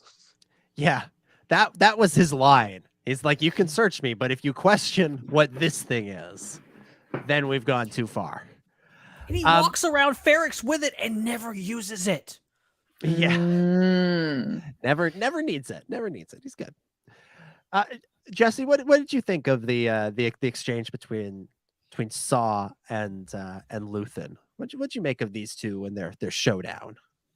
So, the biggest question I have coming into and out of this, and still after my multiple viewings, is so the last time that they interacted, Saw was 100%. I'm not working with Anto Krieger. I want nothing to do with it. Separatist alliance, blah blah blah. That whole argument, and then this one just starts off with, "I'm in. I want to do it." What happened to make Saul change his mind? I'm assuming they're low on funds or weaponry or something, and he doesn't want to admit it. But it's that's a good question. I still feel I thought it was a wonderful scene, amazing acting on all parts involved, obviously, and just getting to see how loose of a cannon Saw is at this point, because the moment that he learns of oh hey, I've got a source that says you don't want to be there, because if you go, there's gonna be death, and immediately he, instead of, oh you have a source on the inside, it's, are you on the inside? It shows just how untrustworthy Saw is at this point in the story, and I loved that. Yeah. That seems to be Saw's go-to accusation. Is he says to Luthen, "No, you must be ISB." He says to Jin, "If they sent you here to kill me." I don't have a good soccer impression. They sent you here. Yeah, and then that was a good one. What's his name that Cassian kills? Much better. He's like, Saul's right. There's spies everywhere. Yeah. Yeah. Yeah, dude is paranoid. You see why the larger Rebel Alliance doesn't love working with this dude. And then also, oh yeah, like what? Like, whoa, man. Also, Luthen pulling two tubes up because he was like, "Oh yeah, I've got a source. It's two tubes." And two tubes are like, "No," and then it immediately like, "Well, I saw his gun, so I'm bringing him forward so I can grab his gun," and like just beautiful. And Saw's never going to trust that guy again. No. I mean, there's a reason he's not in Rogue One. Well, there's two tubes. There's Edrio and there's Barrick or Benthic. Benthic. Good old fake old fan. What? I know. There's two of them. There's two tubes. So is that a different guy? No, there's four tubes. There's four tubes. There's they're what are their pod mates or something? They're like brothers or something. Yeah. Some weird. Doesn't one of them dies? Where does this lore come from? This is look. I studied my Rogue One visual dictionary. Okay, excuse me. I'm a real fan. Trademarked. I feel like this predates the movie. Like I want to say this was in like I remember they had that costume on display at San Diego Comic-Con. Right, I feel like Ben's. Oh, I thought he was walking out. No, he's getting the dictionary to prove us a point. Okay. Get it out. This Time is the for research. This Oh my is goodness. this is the most ultimate Ben's connection corner ever. Yeah. This is. I Can was saying, you have a book? We're jumping to Ben's connection corner right now, apparently. Corner. Ben's connection corner. Connections in the corner with Ben. It's Ben's connection corner. Do do do do. How's it going, everybody? This is gonna take a bit. Yeah, that's why we played the theme. First time actually seeing it because I kind of didn't see it last week. But How good is heard it? I How heard it. I good. love it. There it is. There it is. Shout out. Here I they shout are. it again. Here they are. Look. Okay, so do we see them both in the movie? I have many questions. I feel like we do, but What are they I'm not. called? Like Bond of separately. Brothers. So who did we see Yep. in just then? Who was Yeah. it? Oh God, that guy who was like Those offended at tubes. Luthen. Okay, Both last name two tubes. tube 1, tube 2. Yeah. Tognath Oh, species. so that's their last name. Okay. yeah. Well, yeah. Mister I thought- Mister Tubes. It They're goes way egg back. mates, by the way. There's their father, Benthic Senior, Benthic Two Tube Senior, and had one of them lived to sire a child, and you'd had Benthic Two Tubes the third, which would that be 6 tubes? 2 times 3. Tubes the 6th. I didn't know. Like, I knew this was an educational podcast, but I didn't know we were teaching arithmetic. I was told there would be no math. Exactly. Oh, Actually, my God. I have the message from Ben saying, "Don't worry, no math." So, what was the point of that? Why are we bringing this up? Ben bent over to get a Yeah, book and- Jesse, you were saying that that was a good scene that like Luthen figured out he had to get him over to get his gun. Yes. Yeah. They're great. And then great, that yeah. caused him to no longer trust 2 tubes, which is why. And Yeah. then we brought up multiple tubes, and yeah, They were both Topic. 32 when they died, FYI. That's enough of that. Yeah, multiple tubes. Yeah. Well, that's what the other, whichever one we see primarily in Rogue One. This was the other one because Saw can't trust this one anymore, so he promotes the other one. He's like, I need a guy around with at least 2 tubes just in case. Headcanon accepted. Yes. I just remember San Diego Comic-Con that one time, and it's like, Yeah. this is Edrio 2 tubes. I'm like, this is the most ridiculous thing ever. Oh, I loved it. Well, you need 2 tubes. You need good old 2 tubes. Is a classic guy. So, anyways, the scene itself. The scene itself. Oh God. I'm fascinated by what role Saw Gerrera plays in all of this. Because of all of the characters, he's been the most off to the side. Everybody else is connected sort of tangentially. The storylines the show is Andor, but in a lot of ways it revolves around Luthen, right? Either everybody's either working for Luthen or working with Luthen or on the run from Luthen. Like Cassian, Mon Mothma, everybody, all the other characters, they all sort of connect back to him. And all the storylines seem to be moving in a certain direction. And then there's Saw, who's just kind of there, just kind of part of it. Go ahead, Jesse. So, brainstorming here a little bit. I'm Okay. sorry, my other brain just kind of kicked in here, so prepare. Because you're Jesse Two Brains. Yes. It's like Edrio Two Jesse Two Brains. So assuming next week our main focuses are most likely going to be Marva's funeral, which, as we know, is going to bring Vel back to Ferrix most likely, because she said that's where she was going to go. Probably going to make her meet Andor, because Andor is going to want to be there for the funeral, obviously. I feel like our side story might be Saw deciding to go and help Krieger anyways. Ooh.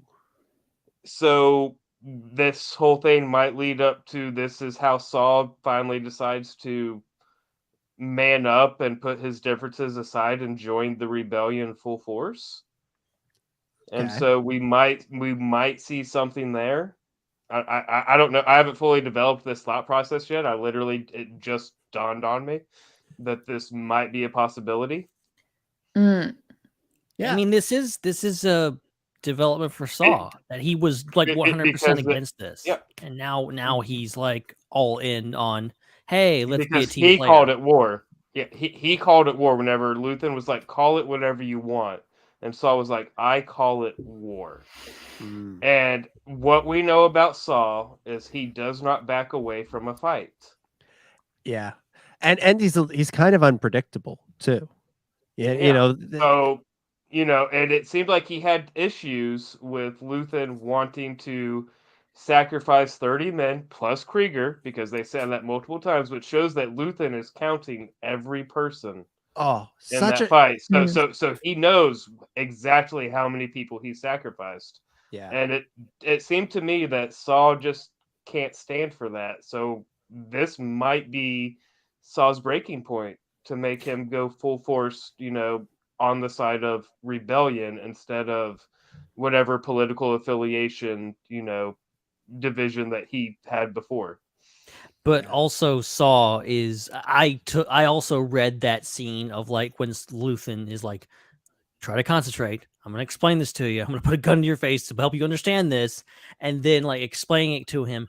And it comes across as like, yeah, Saw knows about collateral damage. Like he has no qualms with putting innocent people's lives in danger if he thinks he can get back at the Empire. So like if he thinks it's things so, but at the same time, he could have a heroic moment and go like, I'm going to go help this guy. Because it seemed to me that he,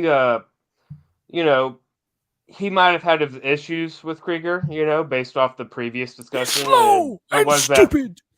Yeah, but he was very against, because he was asking questions like, "Oh, and you haven't said anything to him? Does he not know? You're just going to let this man die?" To me, it felt like he may not like the guy, but it felt like Saw had a professional courtesy towards this man still, to not want to let him die for no reason whenever it could be prevented. Because it seems like Luthen is just saying, oh, well, we'll just throw him in the wind and let them go, a life lost for the better cause, where Saw is, if we know it's going to happen and we have the fighters to go and support and maybe turn the tide of battle in our favor, why not go with a bigger force than they're expecting? Yeah. It's such a great and difficult sort of philosophical argument that they're making, because Saw is saying like you're going to sacrifice all these people. Why? And Luthen says because the source is more important. Protecting Lonnie is more important. And Saw seems to agree with that at the end of the episode, although he was not going to attack with Krieger a couple of weeks ago, and now he wanted to go and attack with Krieger. So, we know Saw is a bit of a loose cannon, so to speak. So he might change his mind again before next week's episode. But for as difficult as a question as it is, I liked that they had Luthen give an answer where he knew the stakes. And you pointed it out, Jesse. Every time he talks about how many men they're going to lose, it's 30 men plus Krieger. He knows the exact calculation he's making. He knows what he's sacrificing. And I feel like that follows up his soliloquy last week beautifully, because he laid out basically his entire reason for being last week, and all of the stresses and the difficulties and the questions and the quandaries that he faces. And now we're actually seeing him play that out by, he knows it's not 30 people, it's 31, and 30 plus Krieger every time. It was a great little bit of character that they added for Luthen in these moments. Yeah. So Luthen leaves. He leaves Saw and the two tubes is behind, and he calls back to Clea. They have this great coded conversation. I love that whole sequence. Love the discussion of the artifacts and everything. And then he gets caught in a tractor beam, which is something I don't know if we've seen in live action in Star Wars since 77. Like, has that happened? Like, that's such a critical thing in that first movie. And I'm sure it happened on Rebels or the Clone Wars or something, but I don't think anyone ever uses a tractor beam in a Star Wars movie again. It's so pivotal in A New Hope, and then they're like, let's never use this technology again. It's failed.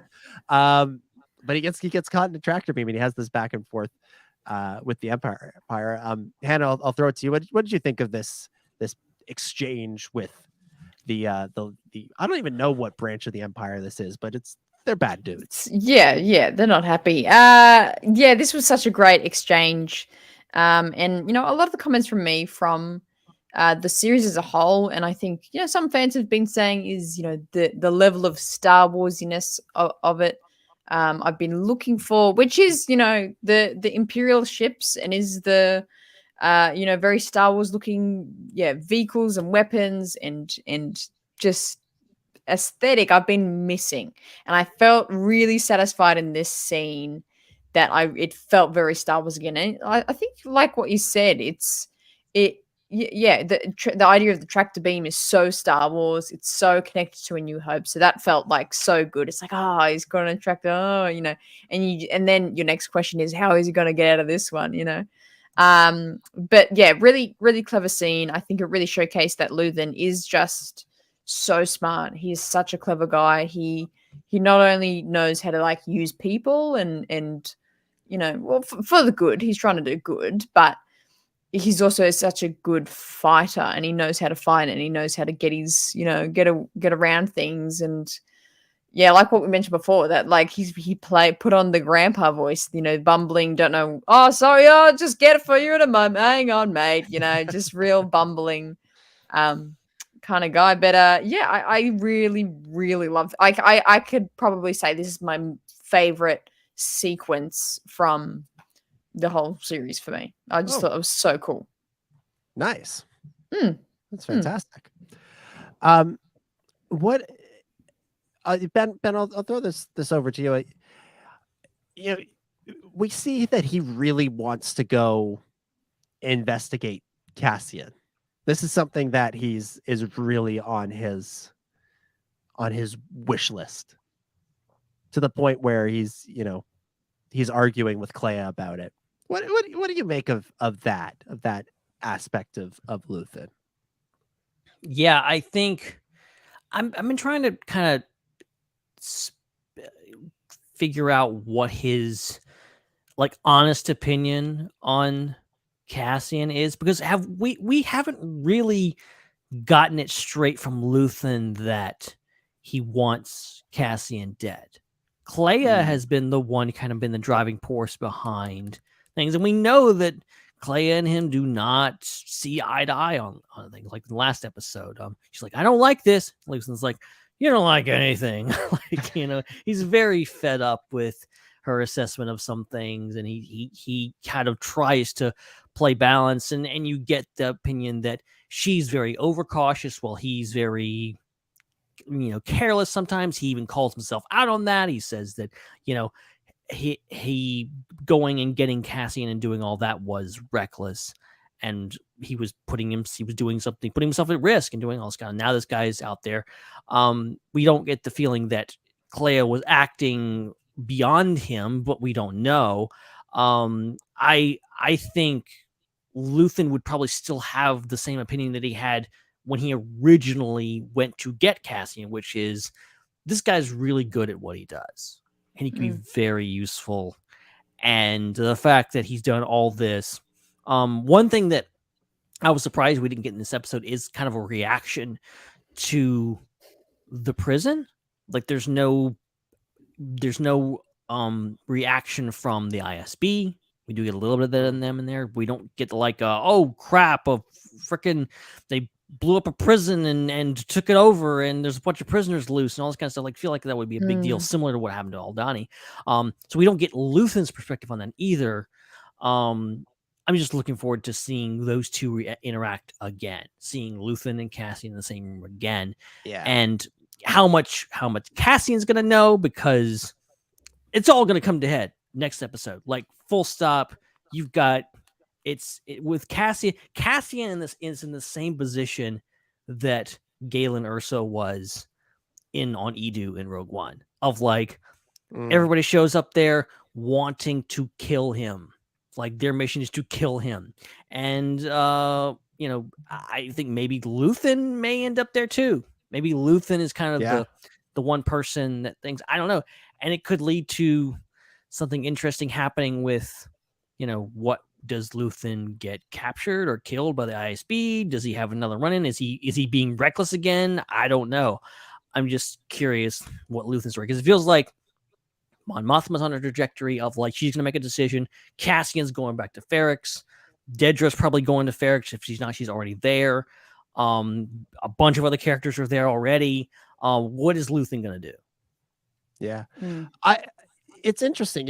When we go back to the Aldani episodes, there's that moment where Luthen is really stressing right before the raid is supposed to happen. He's really stressing about what might happen.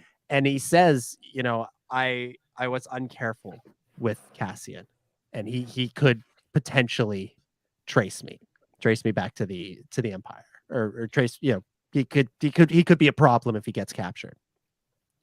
And I think we've seen that Clea thinks of Cassian kind of like he's another Skeen, he's another, just another agent on that they've hired, and he's they can use him, they can leave him, it doesn't really matter. And since he's a little bit of a liability, their best option is to kill him. I don't know if Luthen feels the same way, because we see in those first episodes that Luthen wants to meet Cassian. He sees Cassian as a potential asset, and I don't think it's one that he wants to burn if he doesn't have to.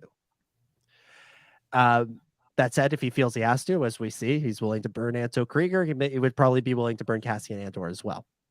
So, he's worried that Cassian could cause him trouble. And I think that is leading him to want to go to Ferrix, which I think is when he blasts off at the end, I think that's where he's going. I think he's headed straight to Ferrix, and I think he's going to be there. And I think that ultimately, Luthen really doesn't have anything to worry about with Cassian. We as the audience, if we don't know it, we surmise it, and we feel pretty confident in it. But Luthen, being worried that Cassian could be a problem for him, is going to take him to Ferrix, where I feel like something bad's going to happen to him. And I feel like it's this sort of paranoia that something that Cassian could cause him a problem, that's going to kind of become a self-fulfilling prophecy, and that his presence on Ferrix will make things worse for him. Yeah, it feels like going to Ferrix is a really bad idea. Like Cassian does not need to go to Ferrix. Like, he does not. Everyone is waiting for him, even though he will. But Cassian himself is being reckless by going back to Ferrix, because he's got 10 people with blasters waiting to shoot him. So yeah, exactly. Jesse, any thoughts on this? So yeah, a little bit. I mean, just to kind of piggyback just right off what Ben just kind of finished with, like, we know it's not a good idea for Cassian to go to Ferrix, but if you were in his shoes, you would do the same. Right. Your mother just died. You're not going to not go. And again, I feel like Luthen is probably also going that way. If he's not going back to Coruscant, he's most likely going to Ferrix. And that might be, I guess we could say, the first spark of the rebellion. It might not be the spark that lights the fire, but it's going to be the first spark that makes the other sparks come, and eventually we get the ignition, and it turns into the full force rebellion that we see in Rogue One. But I agree that we probably are losing Luthen by the end of next episode. Yeah. I think it's a real possibility. I'm not saying I want it to happen, but it seems like it would shake up the show in a really interesting way for a second season. All right. That is that's pretty much it. That's sort of where the episode we've already talked about Cassian and Melchi on the beach there. So we've kind of reached the end of the episode. So we've already done a little bit of this, but everybody knows what time it is. It's that time of the show. It's time for Ben's Connection Corner. Connections in the corner with Ben. It's Ben's Connection Corner.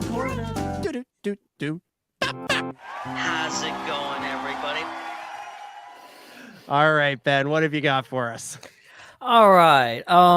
This is Ben's Connection Corner, also known as Ben finally got off his ass and made some notes. So there's actually something to talk about.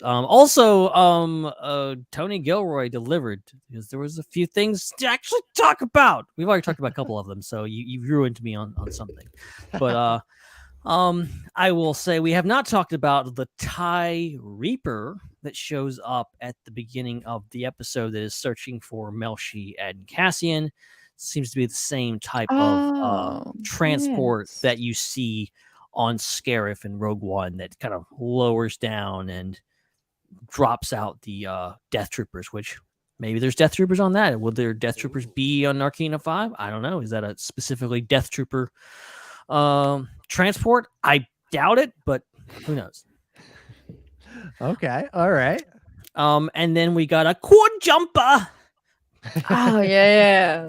They escaped. Everyone watching the episode before Cassian said it was like quad jumper. Yes. Yes. And then they're like, the garbage will do. Yep. We got some Bluetopians. No, I did not make that up. That's canon. Bluetopians in bed in Cassian's old room on Niamos. They are the same species that we see. They're cellmates with good old Jyn Erso in Rogue One, which is cool. And I've been meaning to mention this guy the past couple episodes because I think he did show up last time Saw Gerrera showed up, but we got Moroff, the big white Yeti, Chewbacca looking dude that showed up kind of in Rogue One, like in one scene when he was like a lot of promotional material, and we thought it was gonna be a big deal. And then there's that one shot on there's like a behind the scenes photo of him on Scarif, which doesn't make any sense because none of Saw's rebels are on things. So that's led me to speculate a lot about like what the heck's going on there. But you kind of see a little white speck kind of roaming around in the courtyard there where Saw Gerrera's rebels are hanging out. The screen, kind of the view screen that Mosk and Cyril are using, very similar, if not the same exact thing that we see Saw Gerrera use in it's not actually Saw Gerrera shows up on it, and Lyra Erso is using it in the Erso home. Seems very similar to that kind of view screen, which is weird because like there's so much holograms in Star Wars, but the fact that there's just a screen with things like a zoom in space. The shot of Deidre on the screen looks very like, for some reason that feels so Star Wars. Like it feels so classic original trilogy. It has that like 70s 80s vibe to it. Right. Yeah, they hit that well. Yeah.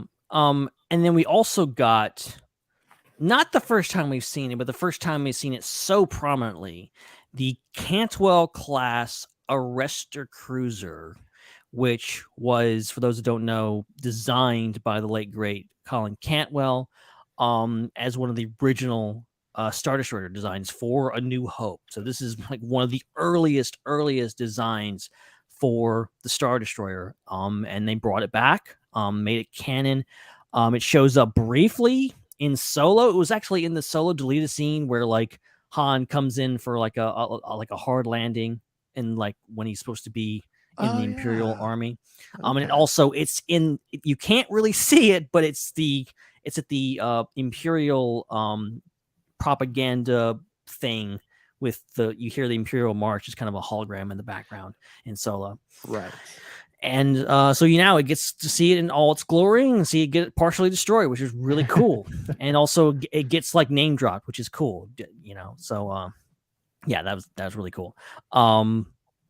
Transponder number, the fake transponder number, I'm still trying to figure out if there's any significance to this number.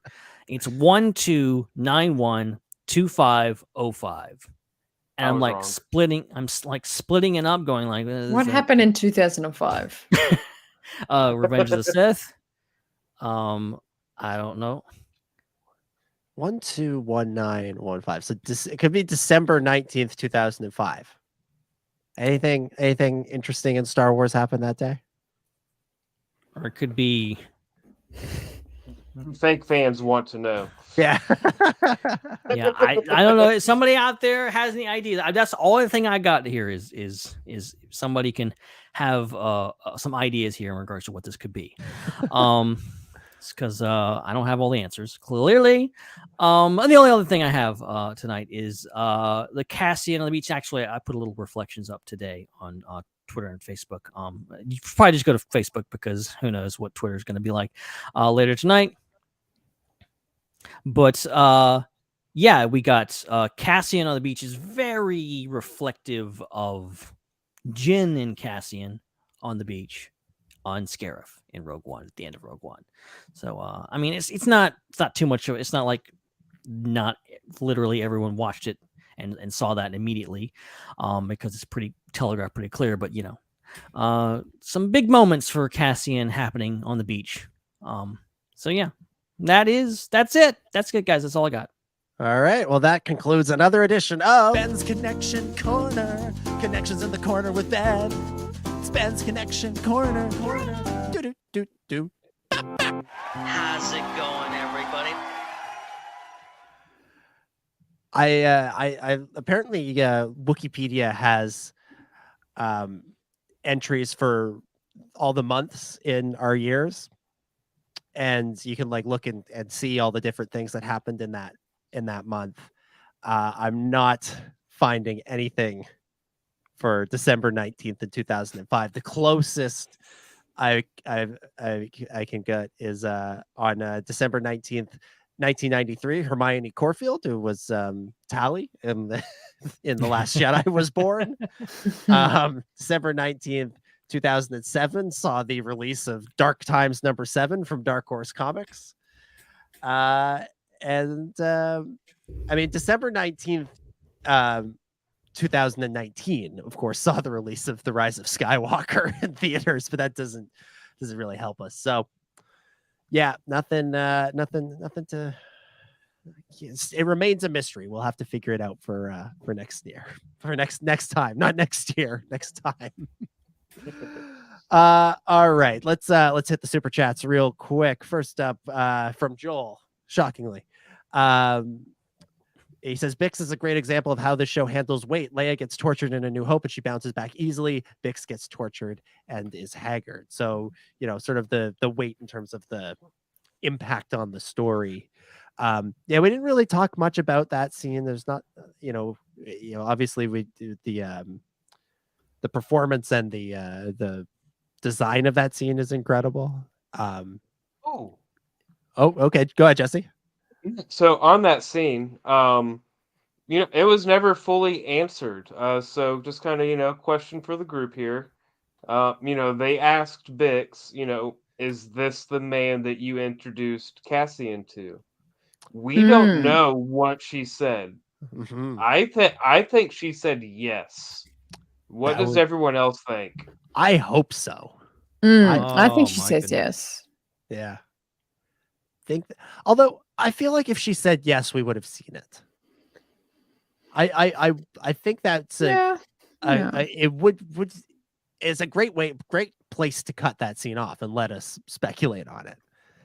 But I feel like that would have been... Well, I don't know. Maybe, I mean, he is kind of a bit similar in appearance to Luthen. a little bit, kind of, white bald guy, Hey, come on. We all hey. If Dom is missing from next week, it's because ISV came and grabbed him. Does that mean, according to Hannah, we all look the same anyway. So that was pretty brutal. I do take that back. But what has she got to lose by saying, "Oh yeah, that's him"? Like they're gonna go get him, and he's gonna go like, "Well, that's not me," and then be like, "Oh, well, that's exactly what you'd say is not me." So, and maybe I don't know.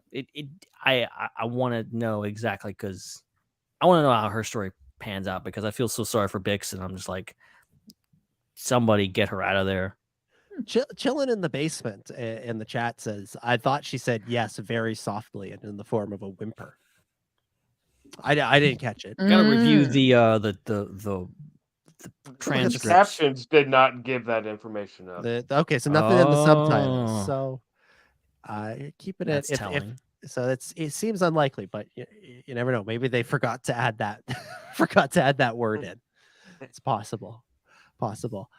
Next up in the super chats, also from Joel. So take your bets. Who says rebellions are built on hope?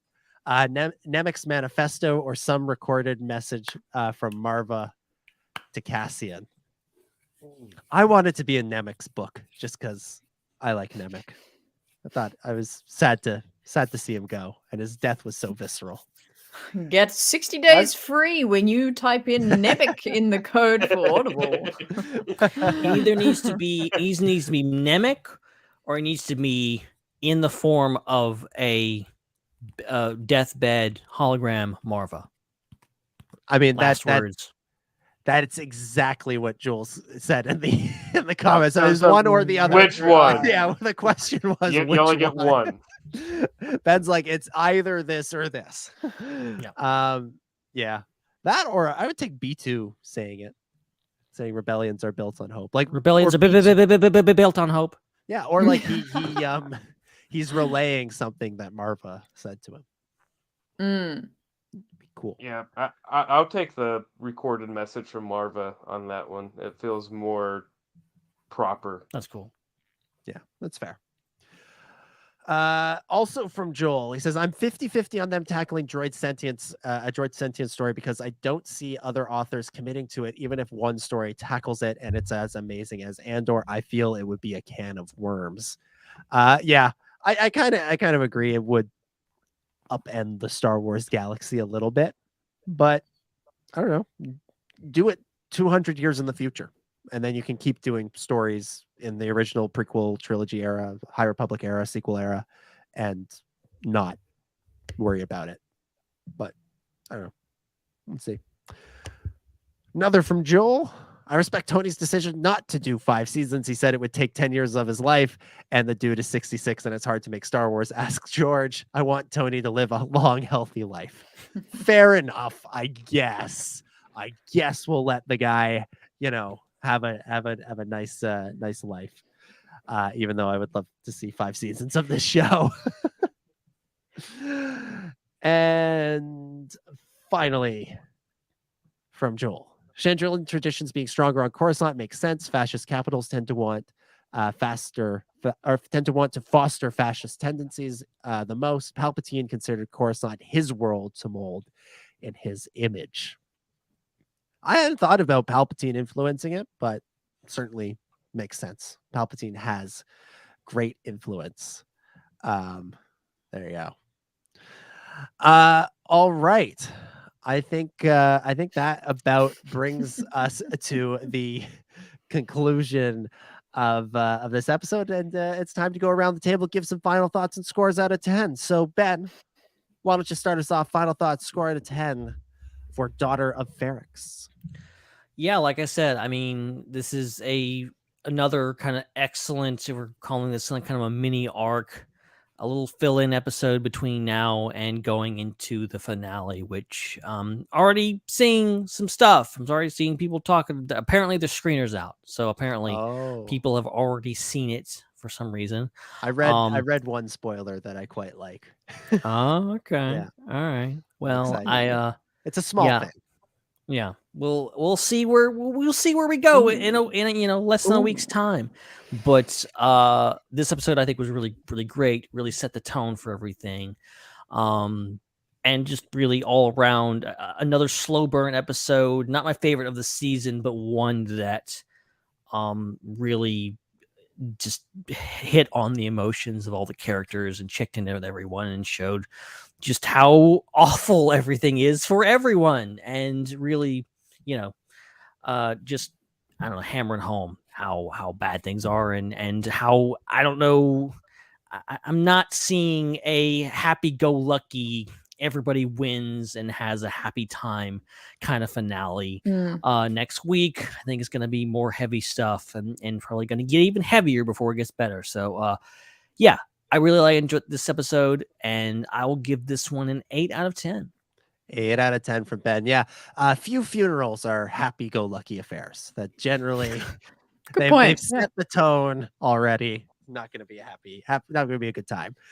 Jesse, what about you? Final thoughts, score out of 10 for episode 11 of Andor. So before I give final thoughts, I forgot to mention my Spaceballs reference that I noticed in the episode. Oh, yes.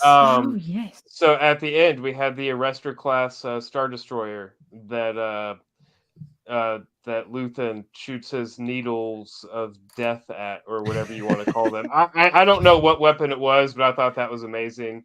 As soon as that happened, I just imagined a giant thing of jam hitting the radar, and then someone inside going, "I lost the sweeps, I lost the bleeps, and I lost the weeps."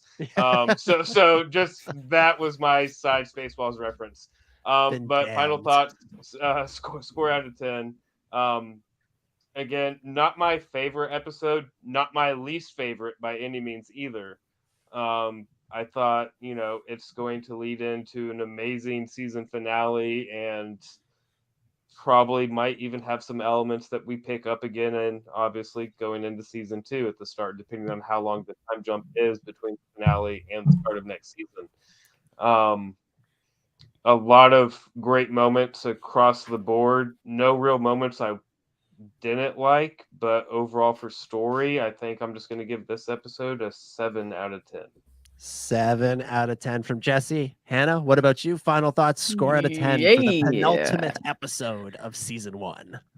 Yeah, what an episode. So I liked a lot of moments in this. I enjoyed Luthen's ship. I found the emotional just expression and tension we got with Mon Mothma. Just that 8-second kind of zoom in her face as she's you can see her processing, decisions she's going to have to make. I think that was just some of the most beautiful acting I've ever seen. And I felt like I got a little overlooked in the episode, but I really, really loved that moment. But I still feel like I just wanted a little bit more meat in this episode, that we maybe went a little bit further in the timeline. But I liked the things that we did get. I'm going to give it a solid 7 out of 10 as well. 7 out of 10 from Hannah. I'm going to give it 8.5. I really enjoyed a lot of, I really enjoyed everything in this episode. But it was also a lot of just putting the pieces in the right places. That said, they did a great job of putting those pieces in some great places. So loved everything with B2 Emo. That droid continuing to be another quality addition to the Star Wars pantheon of droids. The Luthen scenes were fantastic. The Cassian and Melshi stuff was great. Mon Mothma and Vel was fascinating. And I'm really looking forward to seeing how all of this comes together in the end. It's going to be a great finale that we will be back for next week on either Wednesday or Thursday. TBD on that still. But with that, we will begin to wrap things up for this week. Thank you everybody so much for listening. As I said, we will be back in about either 7 days or 6 days time. We'll sort of see where things shake out with U.S. Thanksgiving and everything next week. But we'll keep you in the know, and the best way to be in the know is to follow us on social media at the SWU, pretty much everywhere. If you're enjoying the downfall of Twitter, yeah, we're still there. Of course, we're also on Facebook, Instagram, Pinterest. We vanished from, have yet to really do anything with our TikTok. But just follow at the SWU. That's generally us. And you can also join the Star Wars Underworld Network Discord. We will, of course, post all news relating to future shows there. So just ask Ben for the key if the links in the episode descriptions don't work. Since Twitter is going down, you will have to physically track me down and ask for it. So get your plane tickets wherever you are in the world and come on down, and I'll give it to you in person. You just cross the border into Mississippi and start shouting, Ben Hart, the Star Wars guy! And Ben will done it, he responds. Yeah. Honestly, you don't know how real that is. You got within a certain vicinity and started asking, hey, where's that Star Wars guy at? And they'd be like, that way. Yeah, that guy. That guy. Go find him. Or if you just show up and go, it's Ben's Connection Corner. Someone will pop and go, Connections in the Corner with Ben. Do. Bop, bop. There we go. So that is how you find Ben, and that is how you join the Discord, and that is how you'll find out when we're recording next week's show. Jesse, thank you so much for being on the show with us. Let everybody know how they can check out Question Possible Answer and keep up with you online.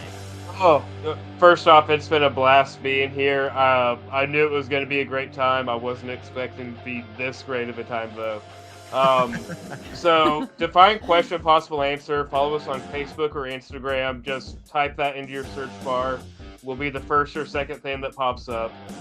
We're on YouTube also. Do not try to find us there because I can't find us there. So just go to our Facebook and there will be a link to the YouTube channel there somewhere. And that's how you find our video episodes that we've just started working on. We're taking a little break because we're working on a special project, but yeah, it'll all be there.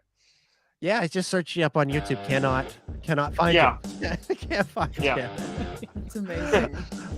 Yeah, do check out Question Possible Answer. Ben and I have both been on there. Hannah, have you been on yet? I'm going to be on soon. Okay. Is that right? I Very haven't soon. invited myself. Yeah. No. We've got one more episode of Andor to get through, and Yes. then we've got an episode too. Yeah, and Chris has been on it. Chris no on one can guess. Yeah. Chris is on as well. Yeah, so the whole crew, soon the whole crew will have been on the show. So check it out. Mean, it was the whole crew, and then you expanded and added another amazing host, and so just gotta complete the group again. Yeah, that's why we did it. Was just to make it so that all of the Star Wars Underworld hosts hadn't been on your show yet. That was. I'll let that happen. Yeah, let that happen. Oh, fantastic! Yes, check out Question Possible Answer.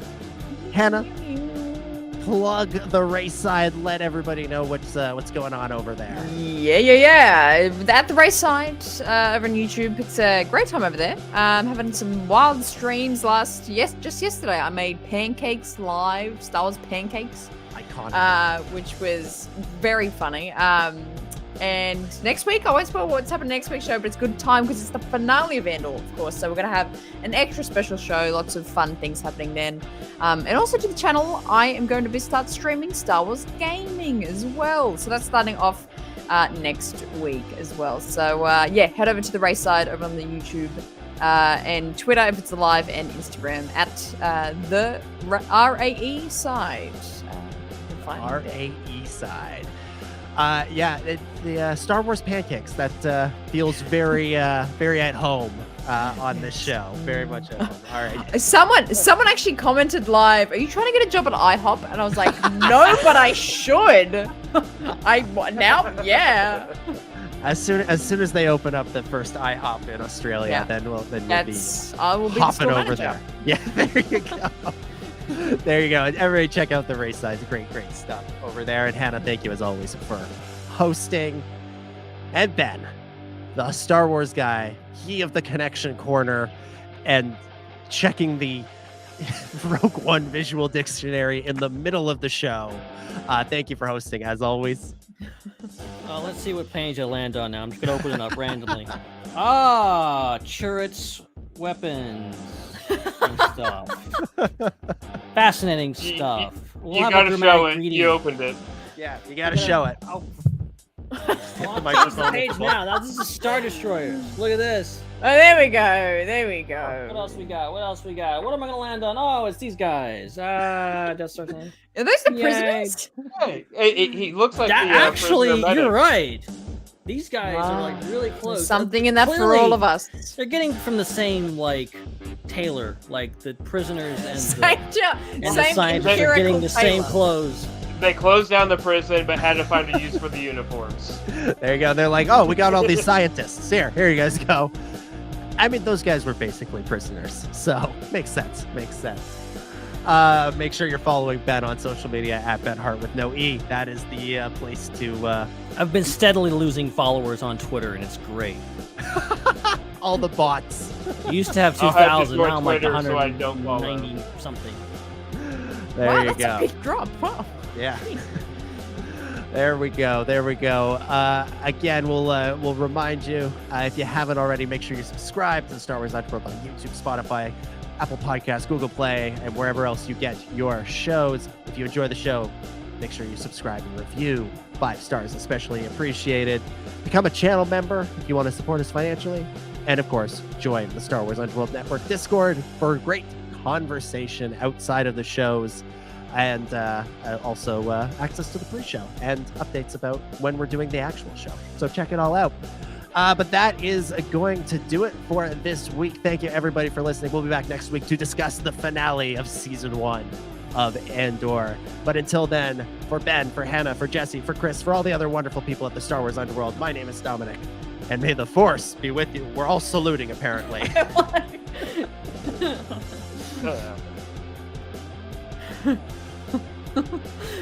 You would come to kill me. There's not much to be left. Jesse, do you have a saw line you wanna go with? I didn't hear everyone else's. I'm sorry, I was distracted. Who is it? Who is it? Lies, deceptions. My favorite one isn't actually in the movie. It's what will you become? The trailer going deep cuts. I was trying to think of one from Jedi Fallen Order. I don't have one, unfortunately. Well, and also nobody's done this one. But Gullet will know the truth. Oh my God, I saw. I got one. Oh. Who sent you?